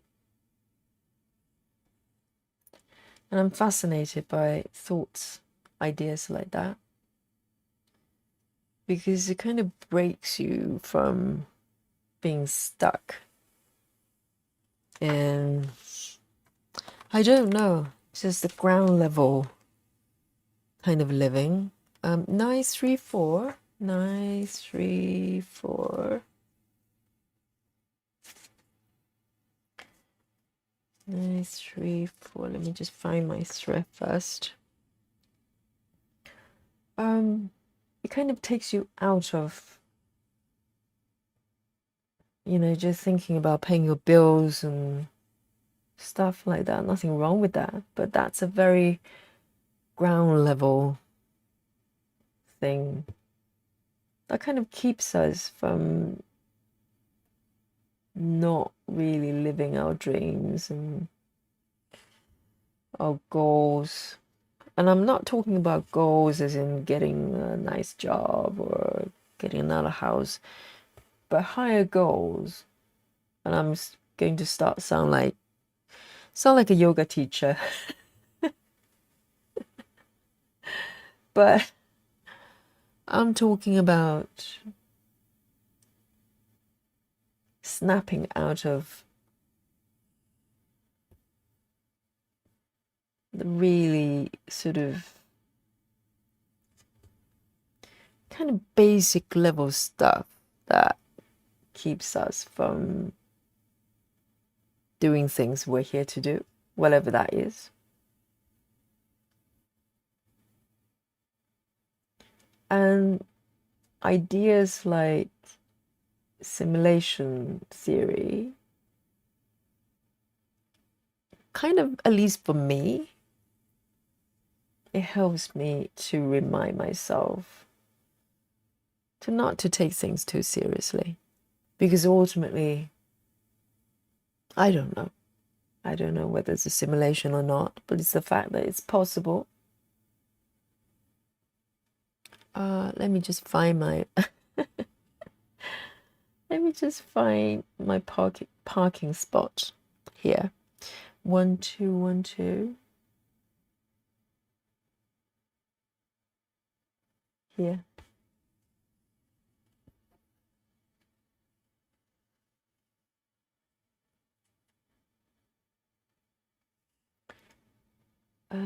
One, two, three, four. 1, 2, 3, 4. Okay. 2, 3, 4, 5.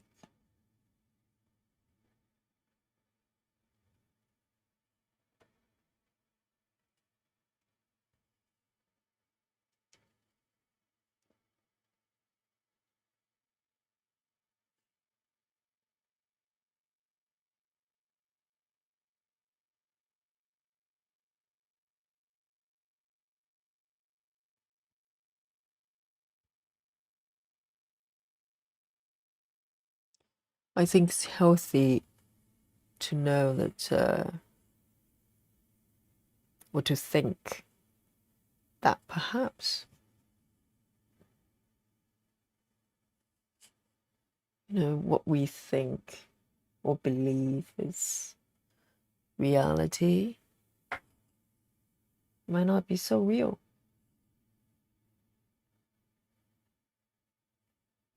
And that's a good thing.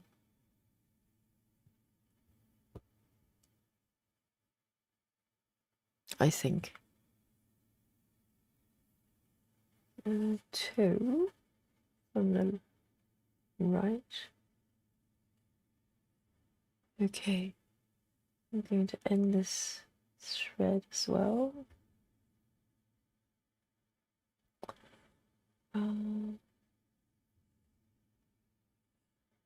It's getting a bit busy over here.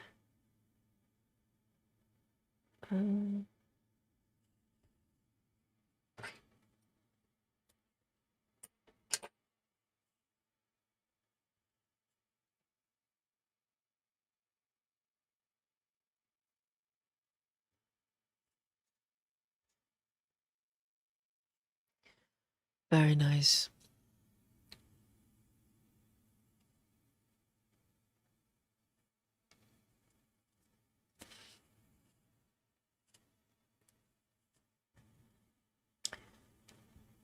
So let me see.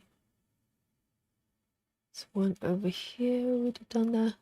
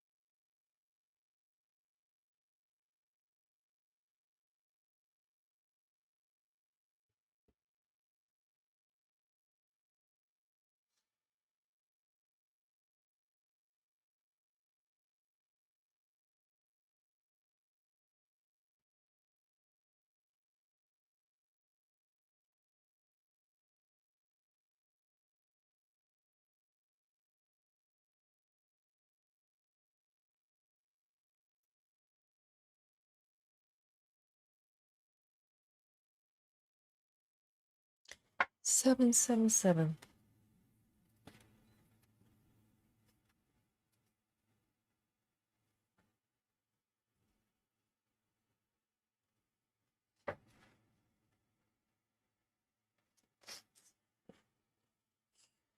Burgundy.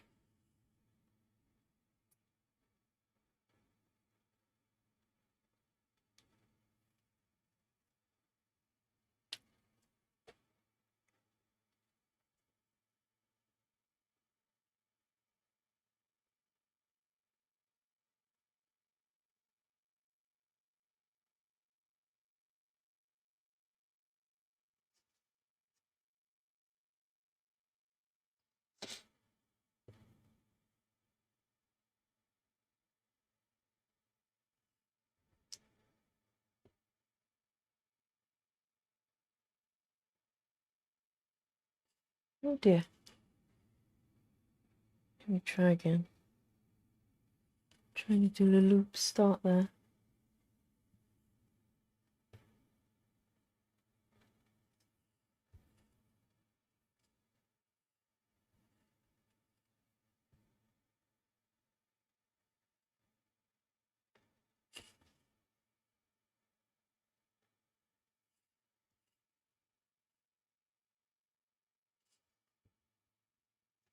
And this area is a little bit more confetti.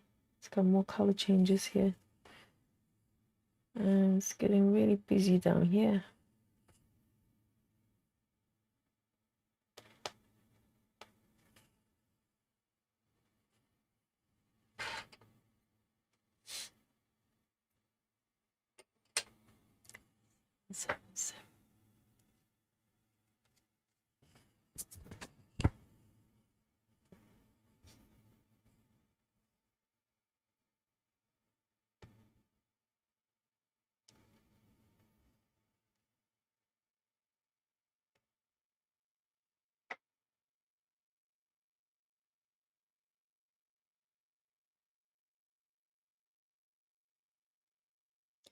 It's one stitch, this one.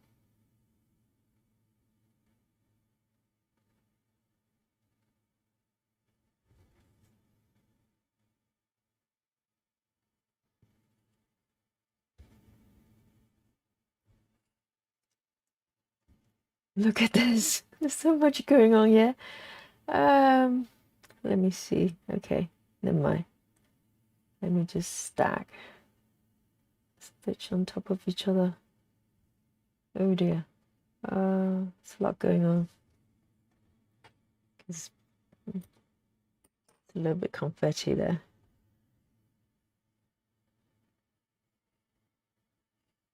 Right.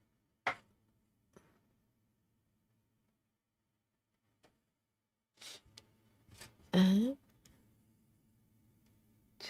right here.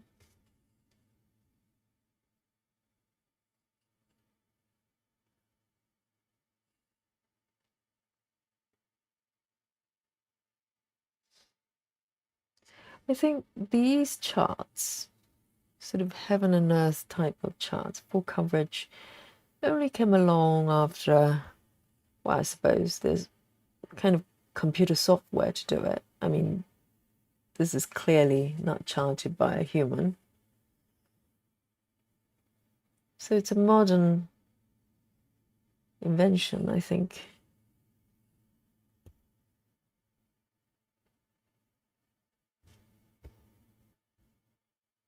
Which is kind of interesting. Because stitching goes back a long way. I mean, you know, with cross stitching, it goes back to ancient time.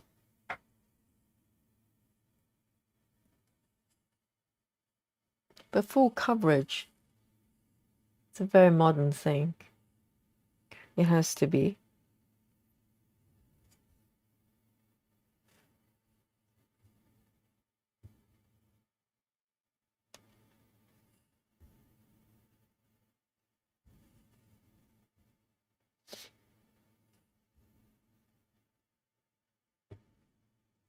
I would like to be able to complete this square. before I end this session.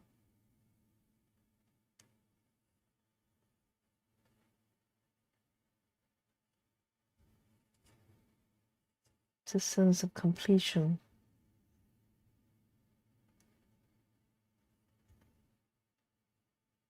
Even though now I feel very relaxed. I feel, you know, I'll be totally happy to crawl into bed.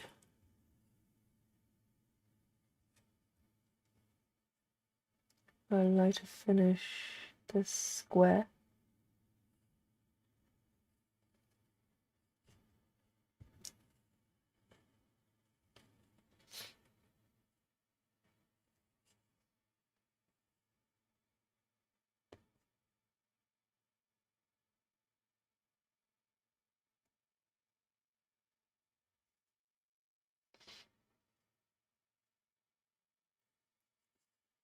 Right.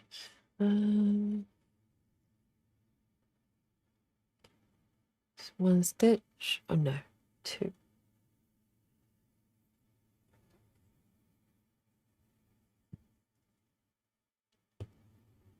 And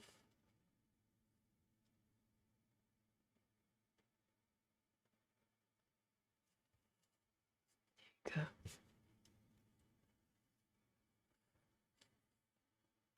I'm gonna have to do something about this bunch. There's all of them are in the square below, so it's gonna get in my way just yet.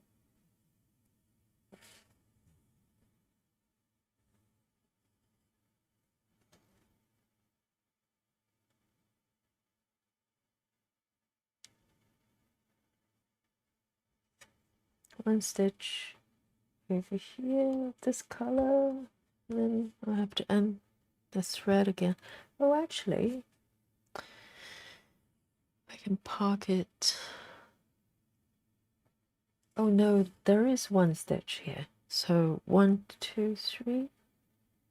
1,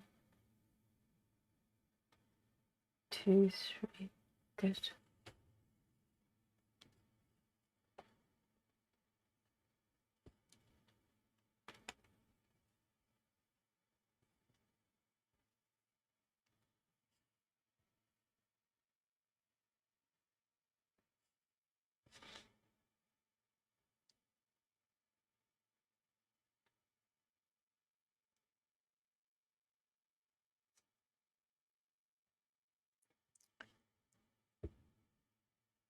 And one stitch over here.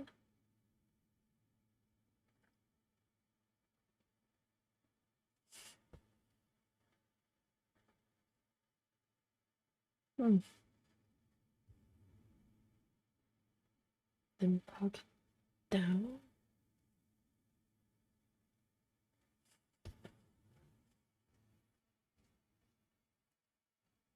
And at some point I'll show you, maybe not today's session, but at some point I'll show the back of the project. I'm too scared to look sometimes, but depends on the sort of stitching method.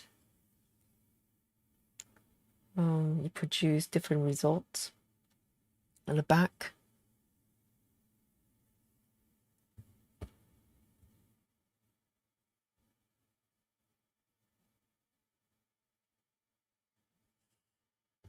I think if you do a lot of cross country, your back is probably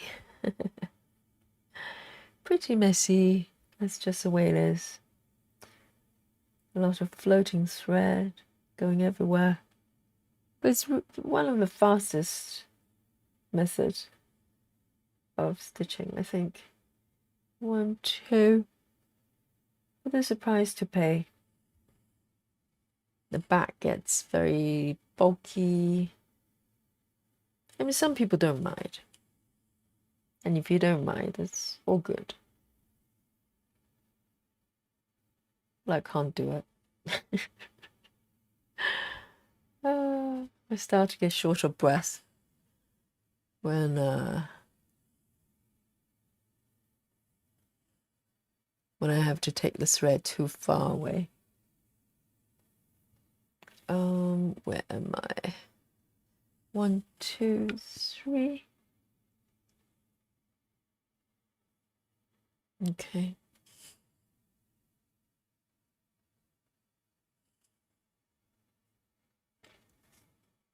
I think I know where I am.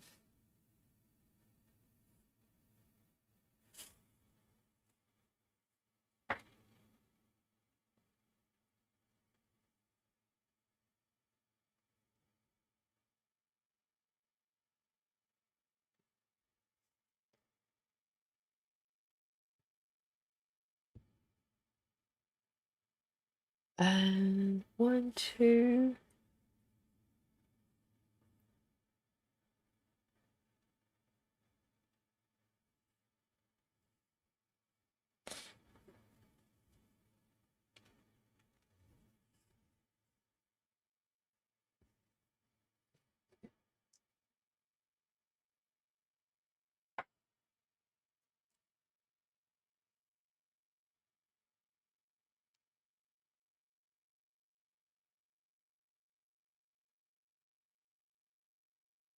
Right. I've got 2 additional rows here for this blog. It's quite confetti, so I'm going to leave it out and come back to finish it in the next session. So today's progress, let me show you. Let me zoom out a little bit. So this is the entire stitch area, so that completed from the upper left there. And how many stitches have I managed today? Let's have a look. Let me see if we can zoom in. Good. I think I zoom out slightly. Right, so I've got 180 stitches completed today, which is not too shabby considering how much confetti, the color changes I have to make. So I picked the 2 squares. The first square, it was a bit fast down the bottom lip here. It wasn't too bad, but this one is pretty confetti around this area. So I'm quite happy with what I've completed today. And it's a beautiful, beautiful piece. And I can't wait to come back to it. But for now, I'm going to go to bed and have a nice rest, hopefully. So thank you for keeping me company if you watch live. And if you're watching playback, I hope you enjoy the session. And I'll see you in the next one. Let me just show you the entire view here as we say goodnight to each other.